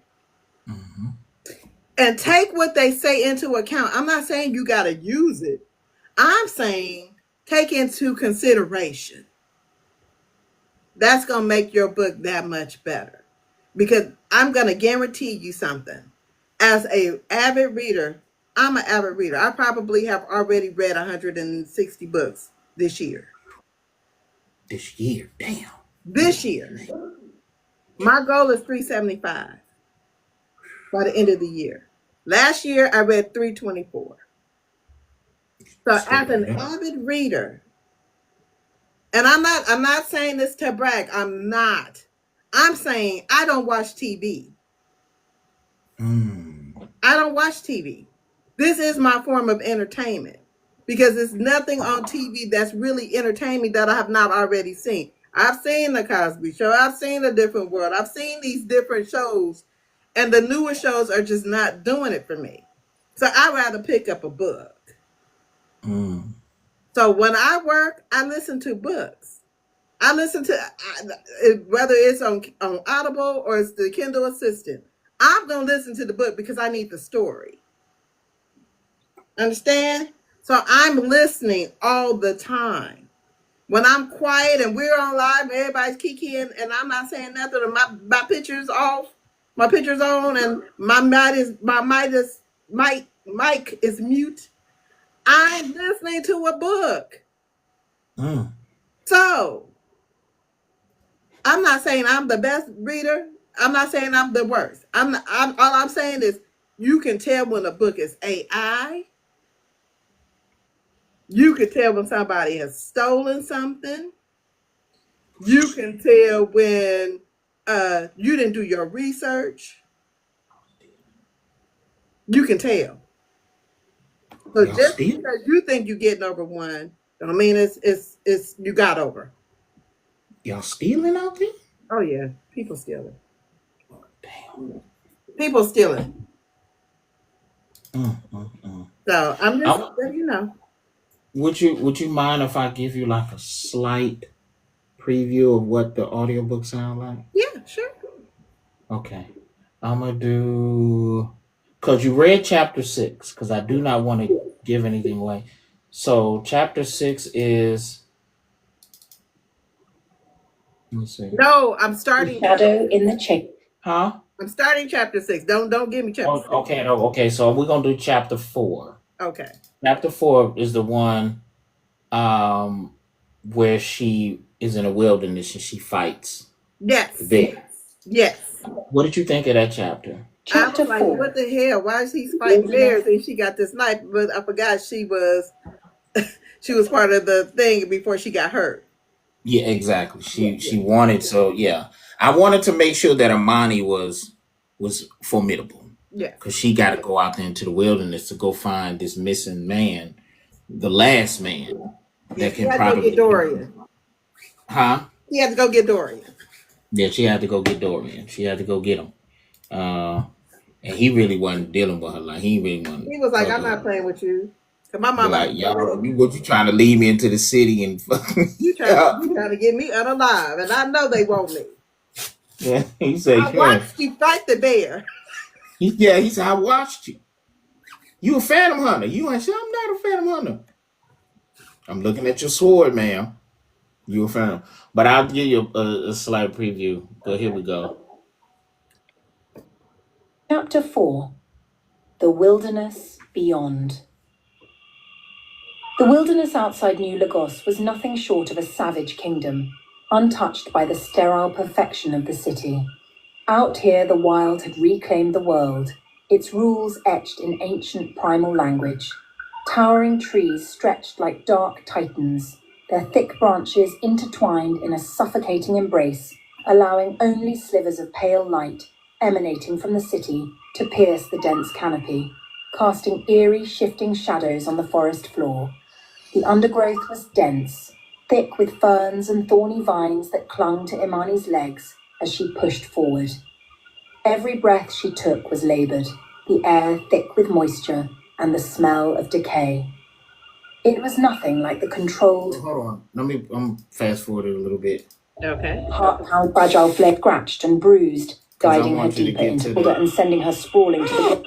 I want to This get was to that point. resulting in her graduating at the top of her class. And when Zara had disappeared into the wilderness Preg Imani had ever seen, the bear was huge, its muscles rippling beneath its dark fur, its claws digging into the earth as it advanced, its lips curled back, revealing jagged teeth stained with the blood of past kills. This was not the domesticated world of New Lagos. This was the wilderness, brutal and unforgiving. Imani held her breath as the bear let out a deafening roar, charging toward her with terrifying speed. Instinct kicked in, the years of phantom hunter training flooding her veins with adrenaline. She rolled to the side, just barely avoiding the bear's massive paw as it swiped at her, the air around it thick with the force of the blow. She drew her blade, the familiar weight comforting in her hand, and circled the bear, her eyes locked on its movements. It charged again, and this time she was ready. She ducked beneath its attack, driving her blade deep into its side, the steel sinking into muscle and bone. The bear let out a furious roar as its blood sprayed across the forest floor. But it wasn't enough. The bear turned on her again, faster than she had anticipated. It swiped at her, its claws catching her shoulder and sending her sprawling to the ground. Pain shot through her arm, but Imani gritted her teeth while rolling back to her feet. She had to stay focused. She had to survive. The bear lunged once more, but this time Imani was quicker. She sidestepped its attack and drove her blade into its throat, twisting the steel with all her strength. The bear let out a final pained growl before collapsing to the ground, its massive body still. Imani stood there, her chest heaving, her body trembling with the rush of adrenaline. The forest was silent again. The only sound was the ragged rhythm of her breathing. She wiped the blade on her sleeve, blood still clinging to her skin. This was the wilderness, a place that cared nothing for perfection or control. Out here, it was kill or be killed. Imani took a deep breath and continued forward, the datapad guiding her deeper into the forest. She had no time to waste. She had to find Dorian. She couldn't let the council get to him first. Imani stumbled through the underbrush, her hands trembling as she... So that's kind of like when I say an enhanced audio I book. love it. Thank you. Thank I you. know. Now, He said, I'm an audible book girly. I love a good uh-huh. audible book. I love the background. Hmm. I love those sound effects. Oh my god! I was like, there go the blade. Yeah, There go that listen. bear. Oh, it's on So audio. I'm gonna drop some jewels for any author who wants. Yes, it's on audio. It's on audio on my website because I don't gatekeep because these things don't. I'm not getting paid. So there is a website called Envanto, ENVATO.com for about $30 a month. Actually, right now they got it for $16 a month if you pay a year ahead. All of those background noises, the bear, the music, all of that, royalty free. You can put it in your audiobooks. So soundtrack music, explosions, pew pew fire, cheers, screams, traffic sounds, whatever you need, rain, thunder, monster sounds, whatever you need. They have hundreds of thousands of sounds. It's called Envato. They got fonts, photos. They actually just added AI. So if you want AI generated images, you can do that too. Video templates. So if you want to do a trailer and you got like After Effects or something like that, you can use all of that royalty free. You have the licensing. You legally can use them. Go on there and get your shit. Now, you know who else is a master of trailers? It's two authors. They're the Hmm. masters of trailers and audio. One is A. A. Lewis. Yep. Yes, she is. She and her husband, D. Lewis, did Darlene Cunningham's 12 play Her Erotic. Hmm. Oh my God. I felt dirty. I felt Yeah. very dirty So because there. the sound Yeah. effects was sound affecting. So if they Of was in the course. throes of passion, it wasn't just the audio reading it. It was them enacting Hmm. in those sparse parts, the uhs and the woos and the it's right there. Now, the one that I'm going to send you the arc for is the Beautiful Heathens. Yes. So, Beautiful Heathens, I've already started with the audio, and I'll give y'all a little taste. But if you're like really want to, like, if you have someone that's a voice actor that's going to do your audio, open it. Look, I did my audiobook, look, in CapCut. Okay. I got my audio files and then the reading files, put them in there and added everything to it. I know how to use um, Audition. I know how to use all of that Premiere Pro, but CapCut was just so much easier for me. It was like a faster thing of doing it. But Beautiful Heathens, where is it at? Okay, so yeah. So with this one, Chapter 1. The client isn't satisfied. Chicago never slept. It twitched, twisted, groaned in its gutters and sparkled in its towers. And 50 stories up, Lawrence H. Tramble III stood like a god surveying his kingdom of rot. The penthouse was cathedral silent. All glass, all ego, a shrine to modern depravity. Black granite floors so polished they mirrored his bare feet. Sculptures of twisted metal, abstract paintings that cost more than most people's homes. The smell of cedar and synthetic jasmine lingered in the air. so I don't want to give too much because but that background music in Vanto.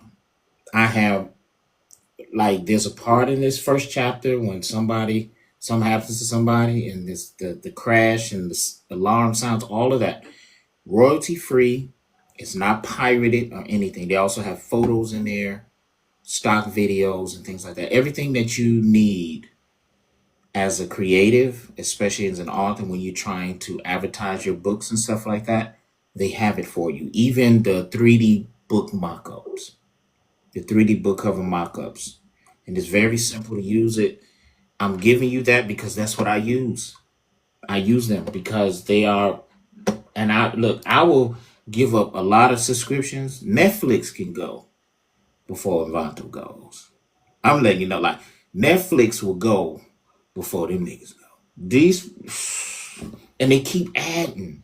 They keep adding more resources. Like if you want a website built, they have the templates for the websites. Like everything that you would need as a creative, photos, even 3D thingies. Like if you wanted to do a cover with a 3D image of a pew pew or bullet, they have it all there. They're incredible.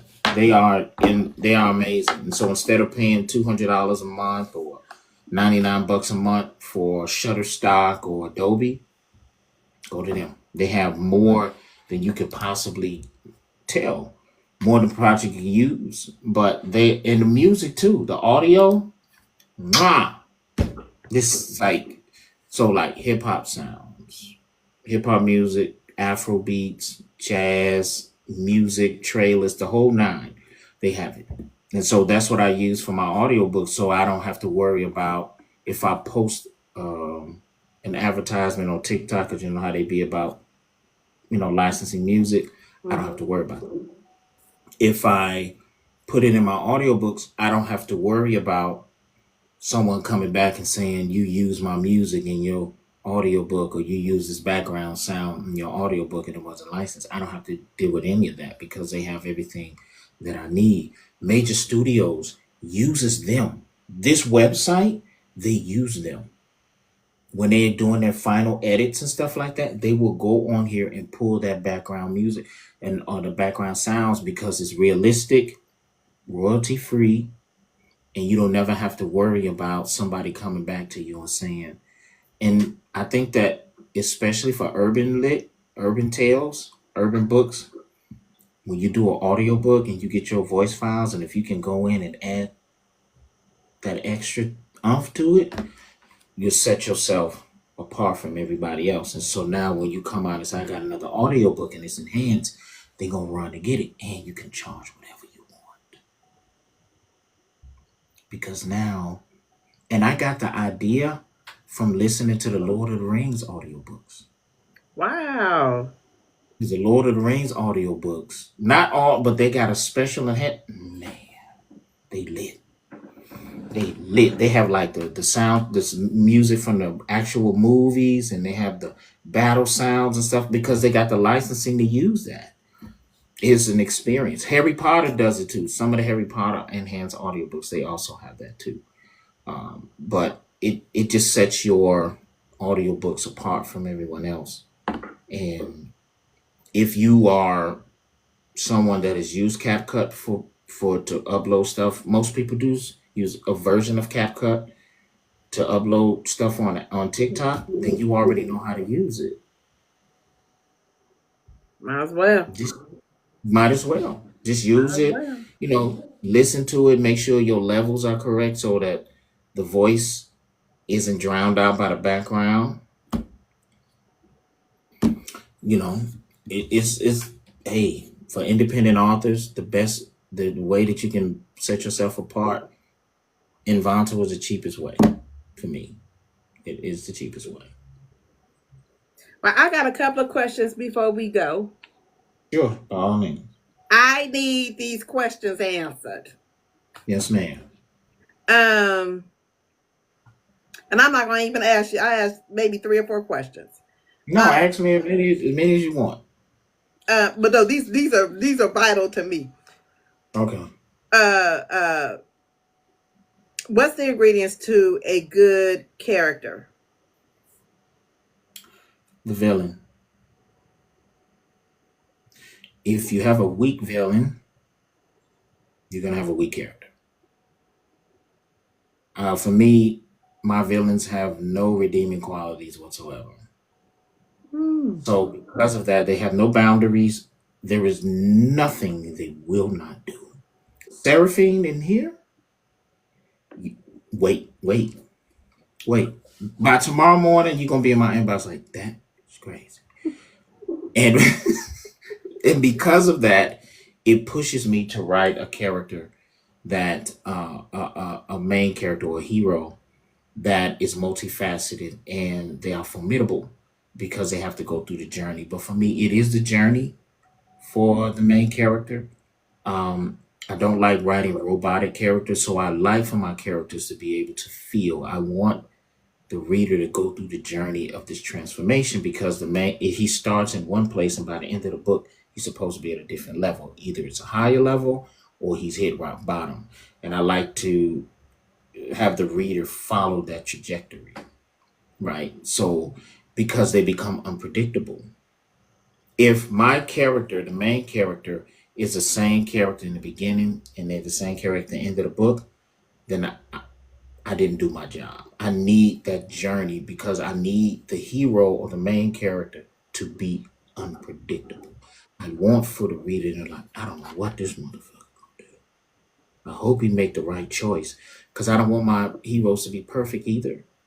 I Right. want them to be perfect. I want them to make mistakes. You mean well, but other people get hurt while you're going through that journey. So those are like the journey, the growth, or hitting rock bottom. But that in this, the depth, the emotional depth of that person, of that character, is important to me. Okay. I like that. I like that. I like that. Um,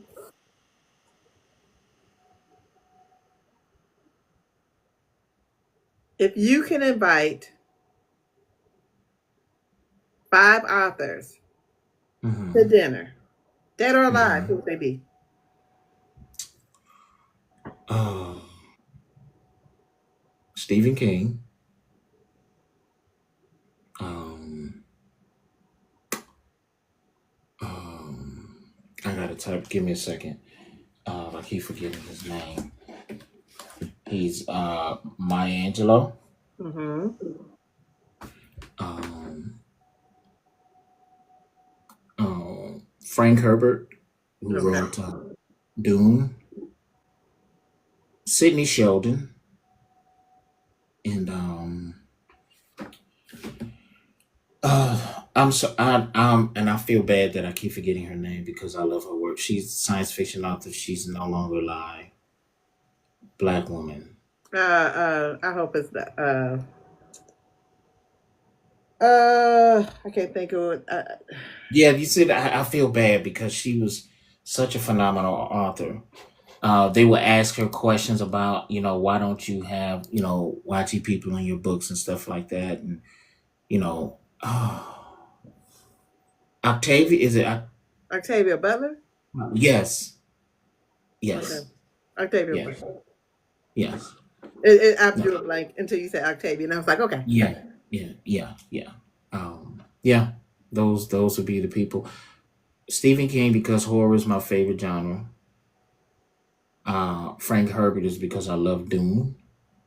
It's crazy, but I love it.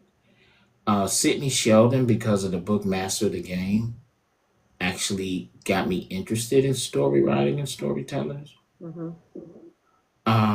Because she said Stephen King, Maya, Sidney Sheldon, Octavia Butler, and Frank Herbert. You forgot Frank Herbert. Uh, the Master of the Game. I love the way that Sidney Sheldon wrote it because of how he took the character, like the main character. Um, he was a good guy in the beginning, and by the time he met the wrong people, he became a scoundrel. He married a woman that he didn't love and knocked her up just as one of the parts of his revenge. Oh no. Oh yeah, yeah. He listen.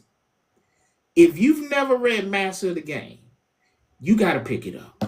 It was like a guy who went to South Africa during the Diamond Rush, and he's got that extremely handsome, optimistic. He's a good guy. He's like moral compass. He took his monk ass down there and ran into some scoundrels, and they did him dirt. By the time he not a huge gash on his face. I mean, he's still handsome, but man, look, to get back at them people, the things that he did. By the time you in the middle of the book, he a villain.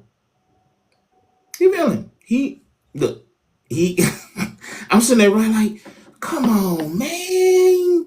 But come on, man. It's like Game of Thrones, what happened with Khaleesi. Mm-hmm. The final couple of episodes, you like, we believed in you. That's why we can't, that's why we You can't let trust me you. down. And Hey, look, I'm you let me down. Like that's what happened with him. And it was to see his the history. He wrote the history from the beginning of the family, and he became wealthy all the way. And it wasn't like action packed. It was just Master of the Game was just a whole nother level. He did another one called If Tomorrow Never Comes, about a woman who fell in love with this guy, and he was a thief. He used to mm, steal priceless art, and he knocked her up and set her up that they locked her up in jail because they thought she stole it. And he ran off with the priceless art, made a lot of money. She was locked up. She was pregnant. They did her dirty in prison. She lost the baby, but when she came out, she was a scoundrel too. She got out of prison a master thief. what? She went in a straight up and down L7 woman, just the whole nine. But when she left prison, she was a master thief, and she went about her life to get this dude back. Those two books by Sidney Sheldon. Uh, If Tomorrow Never Comes wasn't as good as Master of the Game, but those are like Master of the Game was like the book that when I read it, and I think I've read Master of the Game about 30 times. It was like the book that was like, first of all, I wasn't supposed to be reading it. I was 5 years old. I was not supposed to be reading that book. I was not supposed to be reading that book. But my mom had that book and all the Stephen King. My mom had like those old school beds with the bookshelf as a headboard. Mm-hmm. All horror books and then Sidney Sheldon books. So I would sneak in there and read a few pages every day and then put it back where I got it from. And when I picked up Master of the Game, I couldn't believe it. I was like, what is this? And again, I'm 5, but I've always been a reader. Mm-hmm. So just like some of the stuff I didn't quite understand what I was reading, but I got the gist of it. But the older I got, I was like, oh my God, this is amazing. And then of course, Stephen King, well, what can you say, right? What can you say? I actually got the chance on Clubhouse to talk to him for 30 minutes. Oh, that's cool. Yeah, I was fanboying out. I ain't gonna hold you. I was. Mr. King, Mr. King, Mr. King. Oh my God, because I've read all of his books, even the ones that weren't horror, and watched the movies. And I asked him, I was like, what book? I was like, because some people have done remakes and stuff like that. I said, what remakes of your books that you like the most? And he was like, Doctor Sleep, which is part 2 of The Shining, Okay. it is a really good movie. And the main character of that one was a little black girl, and her powers were ridiculous. But yeah, talking to him for 30 minutes was just like, this was during the vid when everybody was at home, and Clubhouse was the only place that Popping. people would communicate. He was in the room with a bunch of other famous authors and stuff like that, and he was calling people up to talk to them. The communication became long because he asked me what book I was writing that scared me, and it was the book Jezebel, the Girl That Defeated Death. I was like, that story scares me because I don't, how I want to end it. I don't want to end it that way. And that's the one about the girl who has the power to save people. She knows when you're about to die, Mm-hmm. and she get this power when she's 13. When she's in college, she meets a guy. They go out on a date, and he tells us, "You need to stop." And she's like, "What? Stop saving people." She's been hiding this power her whole life. So she was like, "I don't know what you're talking about." And he tells us, "I'm death in the flesh, and I came here to tell you to stop saving people because you are breaking, you know, you're The whole breaking order, the the order of timeline. everything. So they do a blood pact, and she promises him that I will not save anyone else. I will stop. Soon as she leaves the coffee shop, she has a premonition of her mother. What do you think she did? Save your mama. It infuriates Death, and he goes back and starts unaliving everyone she saved and framing their deaths on her. Wow. So that's I was like, I'm afraid of that because the way I have to end it, I don't want to end it that way, but I have to. And to tell that story, it's going to be very difficult. I ain't going to hold you. So we talked about that. He was like, I love that. He said, so Death is going back? And I was like, he's going back and unaliving them like they did in the movie Seven. Like, he's being crazy. It's not just pew-pewing them. Like, he's like dismantling these people and Oh leaving her, no. oh yeah, leaving her fingerprints all over the crime scene. Yeah, he's like everywhere. So Why she it's, can't? Why there ain't no redemption? Is it not going to be a redemption? I can't tell you. I can't tell you. But that one is coming out this year. That Okay. one is Jezebel, the girl that defeated death. It's coming out this year. That one is coming out this year. But that's the book that frightens me the most because of how many moving parts is in it. And I want to tell it. I want to tell it that way. Yes, it's kind of like Final Destination with a twist. But death is in the flesh. So it's not like things moving around like in Final Destination. Like he is a physical black man with locks. He is extremely handsome, tall, built. So y'all gonna be attracted to this nigga. Oh Lord, Jesus! Hey, I y'all don't gonna be need another attracted. book husband, a boyfriend, or a. He gonna be out there doing the people she saved dirty. But by the end of the book, you're going to be asking yourself, who was the real villain? Was it Death or was it Jezebel? Wow. So that's gonna be like, you'll be like, and that was I was like, man, Mr. King, I don't know if I want to do them like that. And he was like, you gonna have to do it. You gonna have to do it. And I did learn that from him to unalive your little darlings. Not at that when we talk, but listening I'm to gonna some of ask his you, what was the best advice you've ever received? That seems like that's the best advice you've received. unalive your darlings. Unalive your darlings. It was an interview that he had, and they asked him, it was like, what do you think your success is? He said, you have to you unalive your little darlings. He said, you can't, it's like playing chess. You cannot get too attached to a piece on the board because nobody will ever forget the Red Wedding in Game of Thrones. Nobody. If you ever watch Game of Thrones, no one will forget the Red Wedding. It'll be 100 years into the future, and someone says the Red Wedding, and they gonna feel a little sting in their heart, like, oh God, why are you doing me like that? Because, and that's how people don't forget your stories. You just don't know when a reader is unsure if the hero is gonna make it. They'll never forget this book. They'll never forget it. Because I have a story, Mm-hmm. and I'm trying to figure out who's gonna be the victor. Is it Mm-hmm. really a victory? And I'm trying to, because I'm battling with, is a romance, because it's a romance. Mm-hmm. Is it going to? Is it enough? Is love enough? No, you listen.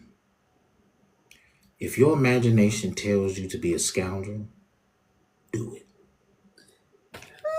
If the voices and listen, if the voices in your head are telling you to break our hearts, do it.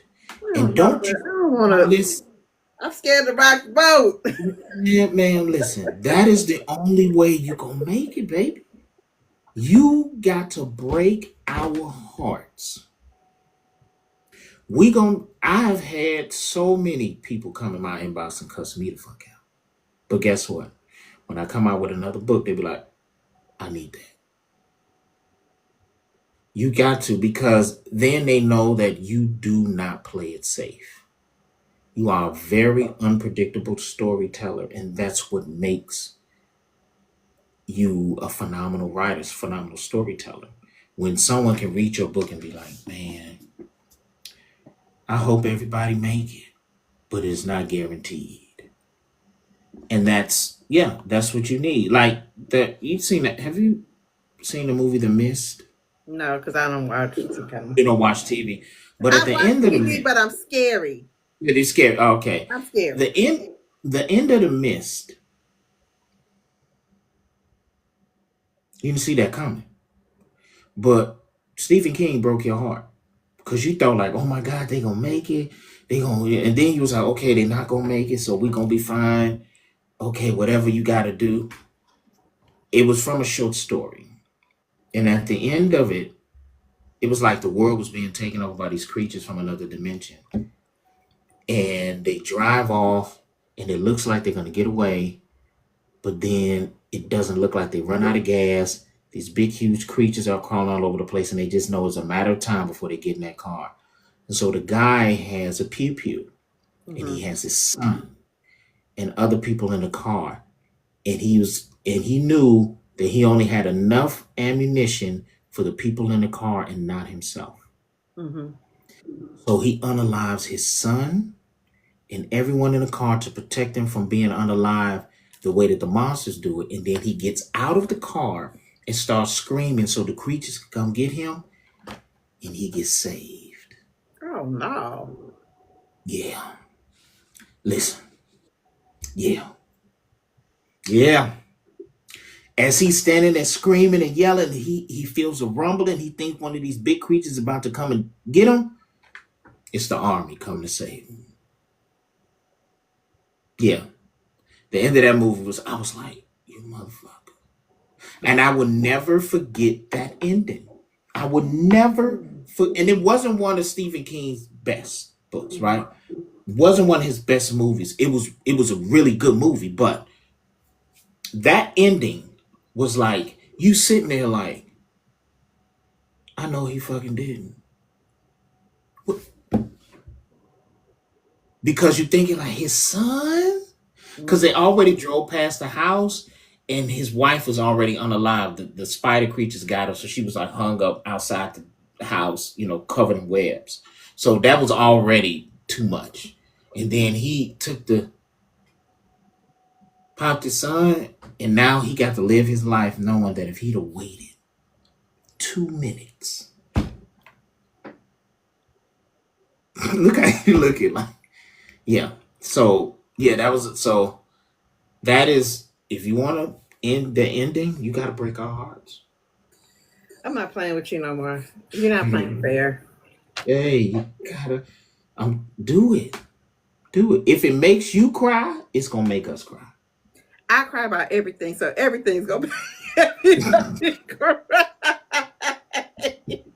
I cry about everything. I am a crybaby, so that is not helpful. I probably will cry, but I'm trying to decide who's most pivotal Mm-hmm. in this story. And I'm not going to say who and where it falls in this saga series, but I'm trying to map out who's most pivotal and who's most And that's the right. person. That's the But person we is got. it, if I do unalive that particular person, is it going to stop the train? Mhm. If that makes sense. So Yeah, that makes perfect sense. The most pivotal person. That's who get it. but are they the most pivotal person? Because my question is, I want you to think: are they really the most pivotal person? They But better be. maybe or maybe not. I don't know. So I'm still mad. Everybody's, everybody's expendable in my books. Yeah. I'm just letting y'all right. In these books and all my other books behind me, you see that? Mm-hmm. Anybody can get it. Anybody can get it. The main character, he can get it. She can get it. Everybody's on the chopping block. You thank Stephen King for that. And R. R. Martin, the author of Song of Ice and Fire. Y'all, if you don't be mad at me, be mad at them because it's important that I break your heart. Thank you for being important to break my heart. Yes, listen, it is very important that you break the reader's hearts. It is. It is pivotal. It's It's pivotal. pivotal. I mean, I get it. Don't get me wrong. I understand the breaking of the heart because the story Hmm. is the story, regardless of whatever. Hmm. And the characters do write themselves to me, and the characters really writing themselves. And I'm trying to determine, do I want to Did you extend listen this to him? person's life? And they're saying no. You're good. I know you said the characters are talking to you, trying to figure out, Do do I you want to want extend it? to? Can I extend this person's life? And they're saying no. So just let it be. But the character, yeah, and listen, I'm joking a little bit, but I'm not. If the voices in your head are telling you, then nigga gotta go. Then nigga gotta go. The readers will forgive you in part two. One thing I've seen in urban lit that be kind of throwing me off is like when they unalive a character and then they come back in book two just like out of nowhere. Like well, it was an explosion, but they was they slid under the manhole. Stop, stop. Even though the readers were like, I hate to see them go. If you write the story, now there's some characters though that you can't. There's some characters if you unalive them, you will actually ruin the story, especially if you wrote them so pivotal, so deeply entrenched into the story. Then yeah, it kind of ruins it, and people just fall in love with the character so much, and then when you unalive them, you can't replace them.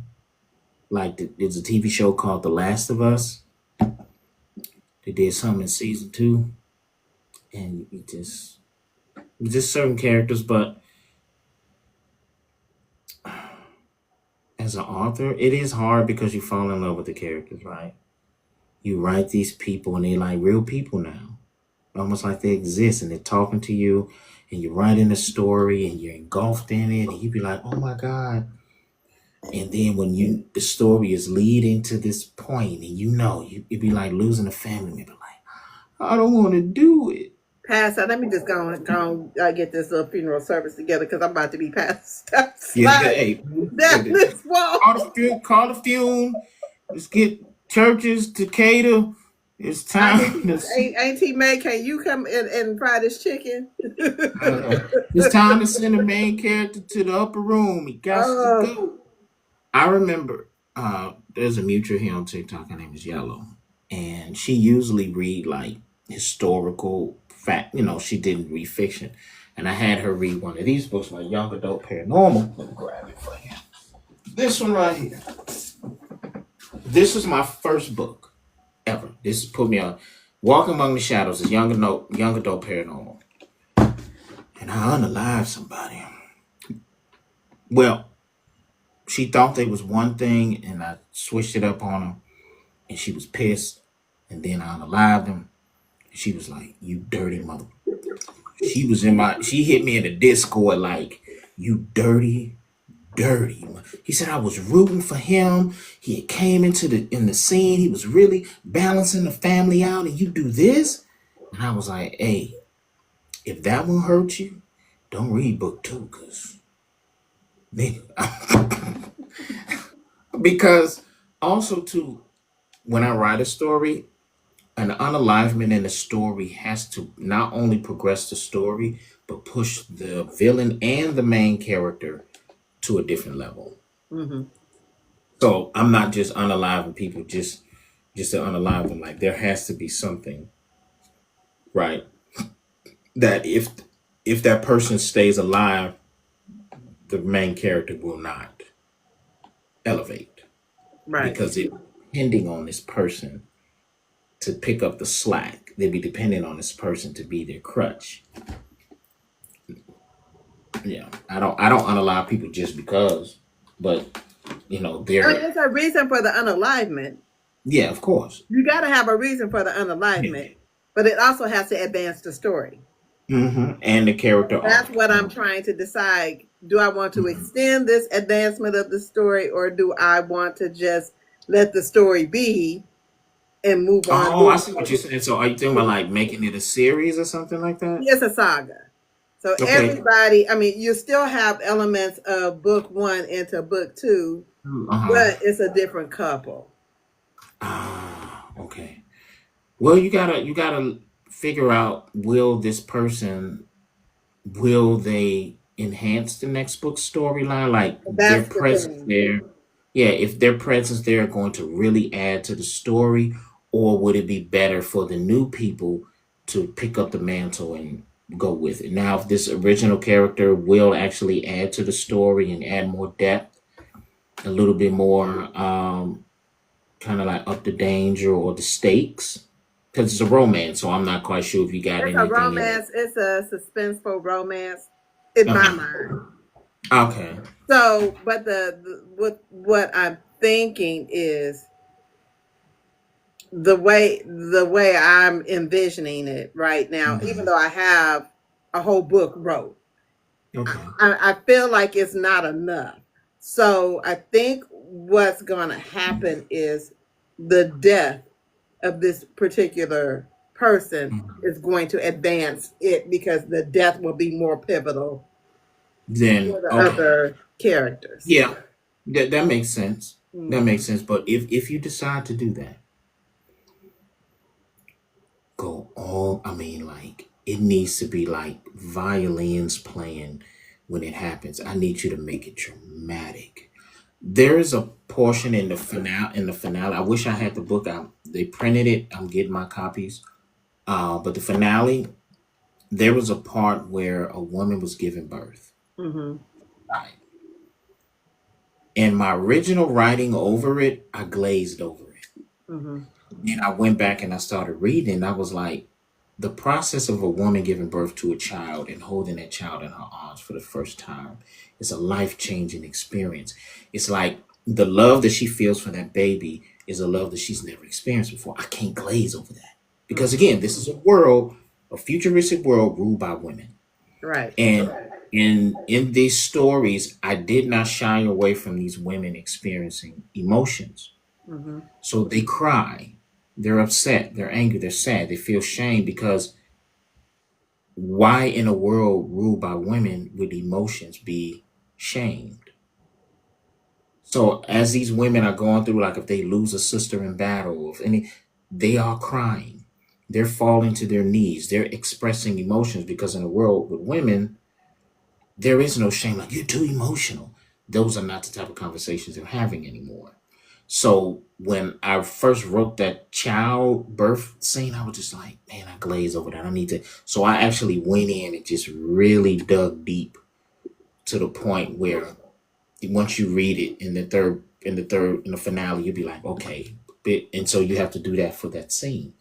The people, readers are going to fall in love with this character and they on their way out. You got to make it grand. You got to let you want to write it to where you want them to cry. Right. Like, damn. And that's, yeah. Every pivotal unalivement needs to be like an event, a main Right. event. It needs to be like something that's just like not over the top because you don't want to be too wordy. You don't want it to last too long to where they just be like, all right, nigga dead. Okay, fine, fine. But you want to just kind of like really let them know that this loss is permanent and is pivotal. Right. Because I've read some books where I watched the pivotal unalivement and I was just like, did you really have to do it like that? But then I appreciated the amount of time that they put into it. Mhm. Pivotal. Okay. I can't wait for your first book to come out. I can't wait because I believe that readers can make phenomenal authors because you already know what you like, what you don't like, what you want to see, what you don't want to see, and you can be able to add all of those elements into it if you can tell a good story. I think readers turning into authors can be great. It can be a little crazy at times, but I think it also can be really great. because again, you are the consumer of the product.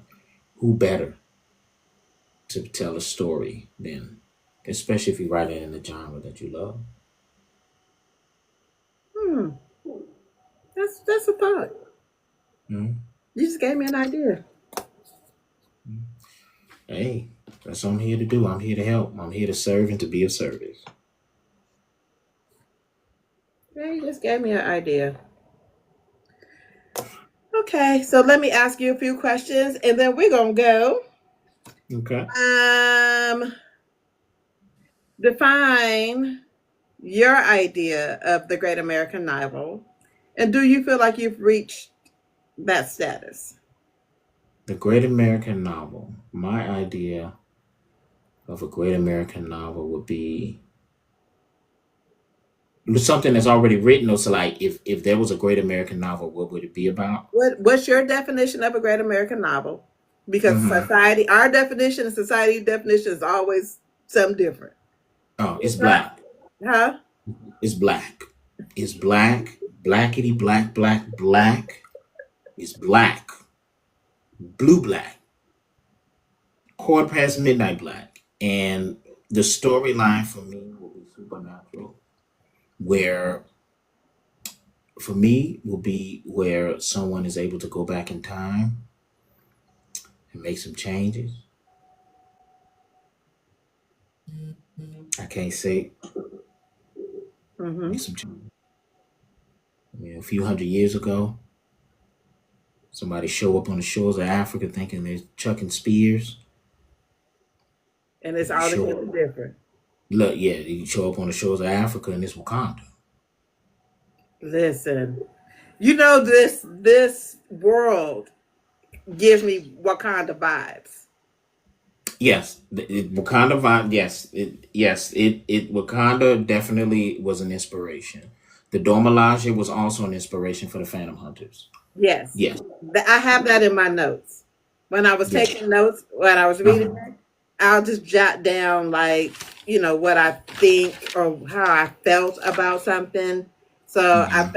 I said I feel uh, New Lagos is a resemblance of Wakanda, has Wakanda vibes. It also Hmm. gives me Adam and Eve. Yeah, kind of, sort of. Yeah, It yeah, gives kind of, sort me of. that. Without Adam though. Adam ain't there. Yeah, Yes. Well, does is he? but Dorian ain't Adam. I don't want to listen. I'm I'm, telling you, I'm just saying. once. I'm just saying from Hmm. where my stance is. It gave me Uh-huh. Adam and Eve, not Yeah, I know what you're the saying. recreation, but it was one man.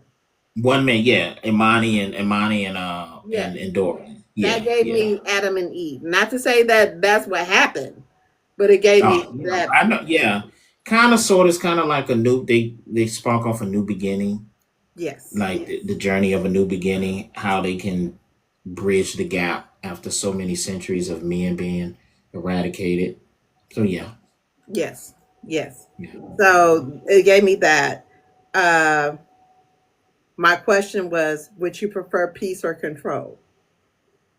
Peace As do I. But and peace. the control of the council, Hmm. and then they're they're saying it's peace, but is it really Hmm. peace or is it really control? So I wrote that down. Yeah, yeah. I don't want to ruin it for you because I think by chapter 8.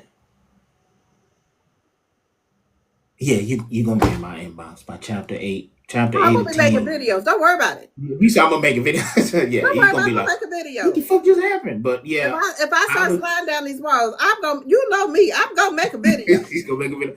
Why the fuck did you? Yeah, yeah. It's gonna be. I'm quick to call folks to the front. Quick, faster than the hurry. Don't worry about it. I'm not gonna be in your inbox. I'm gonna be on the video, calling He you said, out. Let's talk about it. can you come to the front of the congregation? We need to talk about this. Chapter 8, you motherfucker. Because it is. I love twists and turns, Yes. right? But then I love Alfred Hitchcock where he would put clues in plain sight. Mm-hmm. Like you'd be like, he did put that right there. So Yep. yeah, Yep. Yep. Yep. Yep. All right. So let me ask you two more questions. If you could Mhm. talk to your younger author self, what would you tell Mhm. yourself? Take my time and keep my circle small. What do you mean by take your time? Um, my first book took 2 years to write, but I didn't do as much research when it was time to wrap a cover on it and everything. Because at the time, I wasn't a graphics designer. I was just an author, someone first time author, and I kind of rushed it because once I finished the book, I was so excited. Um, and I had to I upload it and publish it, then I had to take it down Mm-hmm. and kind of like go back and rewrite the book again, which kind of like put me back about 6 months. So I'll take my time because I believe that if I'd have taken my time, I wouldn't have had to do that. Mm-hmm. So and then so like take my time, really focus on the story that I'm telling, Right. and also understanding the target audience. Because when I initially wrote this one right here, I'm an old school reader. I'm 50. So when I started reading, all of the books had huge backstories in the front, and it takes 3 or 4 pages to describe a sunrise. Readers aren't that way anymore, right? Readers are looking for instant gratification. And I didn't know that. I still thought that readers were much stronger than, back in the day when we were reading books to stick. Right. And when I got feedback from a book blogger, and I welcomed the feedback. She was like, I love this story. She said, but you got to take that backstory out and you got to get to it. She said, if you're not getting a reader within the first couple of pages, you're going to lose them. And I was like, okay. And so that's what I did. I've implemented that in my writing ever since. Get to it because people consume more visual content than they read. So you have to write as if someone is watching television. So when you turn on a television show, they need the first 3 minutes. They need to be invested. So you got 2 to 3 pages, authors, to lock the reader in. I always tell people, like, if you're writing like a romance or even like an autobiography or something like that, where it's a slow burn, you need to write the first chapter of that prologue be the most dramatic, violent, tea spilling. I'm talking about if somewhere in that person's life the feds kicked in the door, that's your first chapter. Mm-hmm. Then you explain how they got to it. Mm-hmm. Like the movie Thin Line Between Love and Hate, it Mm-hmm. started with him being thrown in the pool. Right. And then we found out how we got to him being thrown in the pool. Right. Readers today, they want that instant gratification. A lot of slow burns, they do become successful, but that's because the author is well known and people Already. understand You to can't pay just start off. out with a slow burn. No, no, no. Your first book being a slow burn is gonna be a problem. Yeah. You might, but like Chapter three, established. we need to see some smashing. If it's a If it's a romance or romance. something like that. Yeah, if it's a erotica, and I want y'all to look out for my first erotica. It's entitled Incubus. Some paranormal in there. It's a church woman who she's really not a good wife, but she's in church and she meets this beautiful black man that shows up in the church, but he's a demon. He's an incubus. And every night he sneaks into their window and he smashes this man's wife while he's laying there watching. He can't move. He's petrified. He's like stuck. He's paralyzed. He cannot move, but he's conscious. His eyes are open, and he's watching this man give his wife the business. And then when he wakes up in the morning, when the sun comes up, he forgets No, everything that you he said. I'm sorry. No, no, it's okay. No, you But now, the more she is having this affair with this demon, the more she's becoming possessed. So now, when it's time for the exorcism, the exorcist tells us, "Hey, look, we can get rid of the demon. Please understand that once we expel the demon, your husband is going to remember everything he saw." Was she enjoying it? Yes, absolutely. She was having the time of her life. He just said, I'm just gonna stay possessed. We just that's how you looking like, I guess we just gonna see how this play out. But if she continues, he's gonna drag her to hell. Her living body is gonna go down to Hades. So she has to figure out, does she want the exorcist and will her husband forgive her for all of the debauchery? And this is erotica, so I'm telling y'all when it comes out, I'm you not get fooling with you, Navi. you get right to it. Not fooling with you, and I can't wait for it. Listen, I'm not fooling with you, but I can't wait for it. And wait, it's coming out this year too. It's not gonna be a long one, it's gonna be short. And the audio book is gonna be something special. Oh, I cannot wait. Listen, if you give me your email address, I'll send you the I sent it prologue. to you. It's in your inbox. Okay, I'll send you the prologue because yeah, so that you can understand where we're going with it. It's gonna be something, and it's gonna be told from a first person view. So she gonna be telling the story. So she gonna be telling you. Yeah, he has a 12-inch. I think he has a 12-inch tongue that heats up. That heats up. Yeah, yeah. What is wrong with you? I'm telling you, it's not me. It's not me. It's the It is you. voices. It's the voices up here. They tell me to tell the story, and I am You obligated to just do the so. conduit. That's right. I am the Listen, she said, conduit. wait a damn minute. I'm with you, Lala. She said, "Wait a damn Wait a minute. damn Listen, it is the voices. It is not me. I can't take accountability for this." Mm-mm. So Mm-mm. yeah. So I can listen. I got a lot coming for you. Yeah. But I need this trilogy right here. Y'all need to grab this right now. Well, I'm starting chapter 6. I'm on page Yeah. 75. And I will be done tonight Mm-hmm. because that's gonna be my reading. So there's that. All So right. I guess Got I'll an prepare myself for the appointment. video. Go ahead. Go I ahead got with an the other appointment at question. 7, so I'm gonna have to end this. So I Okay. got 2 questions and then we're gonna go. Okay. Describe yourself in 1 word. Servitude. My pen is, Spectacular. and that's that on that. Now, we're gonna pop Mm-hmm. this shit a little bit. Sir, Okay. how many projects do you have coming out? Because I've counted 2, 3. Okay. I have The Witch King, which is book 3 of the Walking Among the Shadow series. Okay. I have Beautiful Heathens. Okay. I have Incubus. Uh-huh. Jezebel the girl that defeated death. That's 4. And then I have Caton Desange, which is it's French translated to Blood Cotton, is about a billionaire black family that is serial killers. And then I also have my horror short story book, Welcome to the Psych Ward. Now Caton Desange is in 2026. Welcome to the Psych Ward is Halloween season. So all the other books will be this year. I've already started writing those books. I'm just putting some of them, finishing them up, putting the finishing touches on them.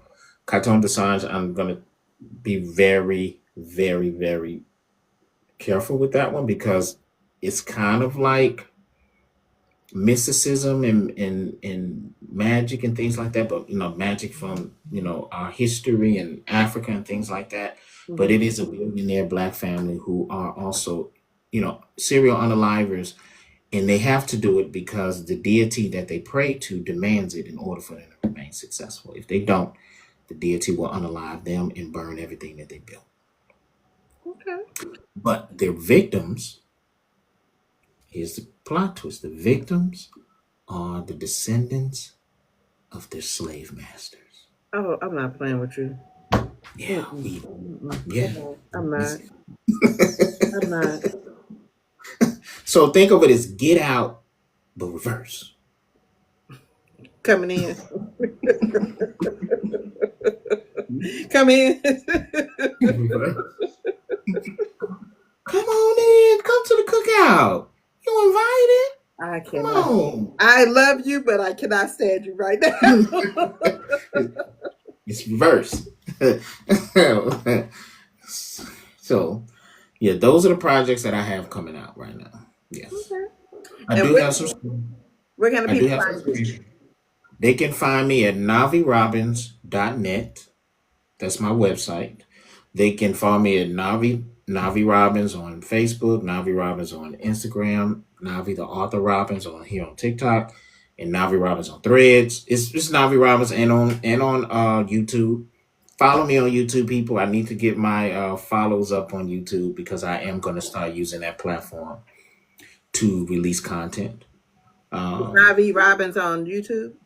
yes. Okay. All the Navi Robbins on YouTube. Just go ahead, follow me on those platforms because I got some things for you. And then also too, I am going to be creating a Discord that I will want for the readers so we can come there and we can talk. Okay. So while you're reading the book, you can leave me a message or something like, "You motherfucker, you," or we can talk. But then there's going to be some times where I'm going to have the Discord where I'll be doing live readings, kind of like giving you some previews of what I'm got coming and stuff like that. So if you want to be a part of that, just let me know. But yes, I want to start that because some of the books that I write, especially for Incubus, I'm not going to be able to discuss Incubus on TikTok. We just not gonna be. No. So we need a place to do that. Yeah. Yeah. Yeah. Yeah. Okay. And then what's your website again? NaviRobbins.net. You can find merch on there, books. You can get my services on there if you need a website built, if you need graphics design, if you need children's book illustrations, if you need logo designs, I got you. Okay. Okay. Are you gonna be outside? Yes, I will be I'll be in Detroit in August. Storm is supposed to be there too. I'll be in Detroit in August. I'm trying to get to Vegas. I'm trying to get to Las Vegas. I'm gonna need you to come on before these tables are gone. I know I sold out. I am. I'm trying to get to Las Vegas. I want to get there. When is that? Is that February 2026? 26th, 26, right? March 1st. Okay, yeah. Yeah. I'm gonna get to Las Vegas. I'm gonna get there. I'm gonna Okay. get there. Even I if I can't have wait to meet you. I'm likewise, even if I have to stay in the old part of Vegas. Why I'm would just you have to playing. stay in the old part of Vegas? I'm just playing. Well, come on, sir. You got this. I'm, We got this. Now you might not want to stay I'm, where all the foolishness and the mayhem is, but yeah, this you gonna get you a good rate. I'm in the room at the Bunny Ranch. That's Bottom. the Okay. inspiration. All right. Anything else you want to tell the people? I want to say thank you for this opportunity. I really enjoyed this. Shout out to Storm and Boozy. Shout out to my fam. Shout out to my kids, my mom, dad. Shout out to my woman. Shout out to everybody. Thank you so much. Shout out to the readers. Shout out to y'all for being there and being honest with me, giving me the feedback that I need, and just enjoying this journey with me. We ain't done yet, and by the time it's all said and done, I want to have a catalog bigger than Stephen King, And that part. and that's what we going with it. And that part. Well, I just want to say thank you for joining me on Pop Your Shit. Thank you for your political content. I do be flying through there. You be watching. I'll be watching. Thank you for your gift. Because thank you for sharing your gift. Because not everybody has the gift that they think they got. Your books are very detailed. I love your writing. I feel like I'm reading a movie.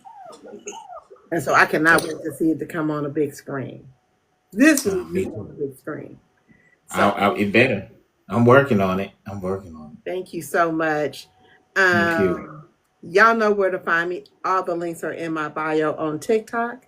My website is bookedandbusy.square.site. You can find a lot of information there. My next podcast will be tomorrow, and that would be with the beautiful Nicoyan Zing at 6 p.m. Eastern Standard Time. So I will see you guys all tomorrow. I'm not going to do my long advertisement today. I got somewhere to be at 7. So I got to get this dog hair off of me and get out the door. So thank you guys for joining us today. Thank you. And I will see you guys tomorrow. All right. Thank you, everyone. Happy Appreciate you. reading. Bye, y'all.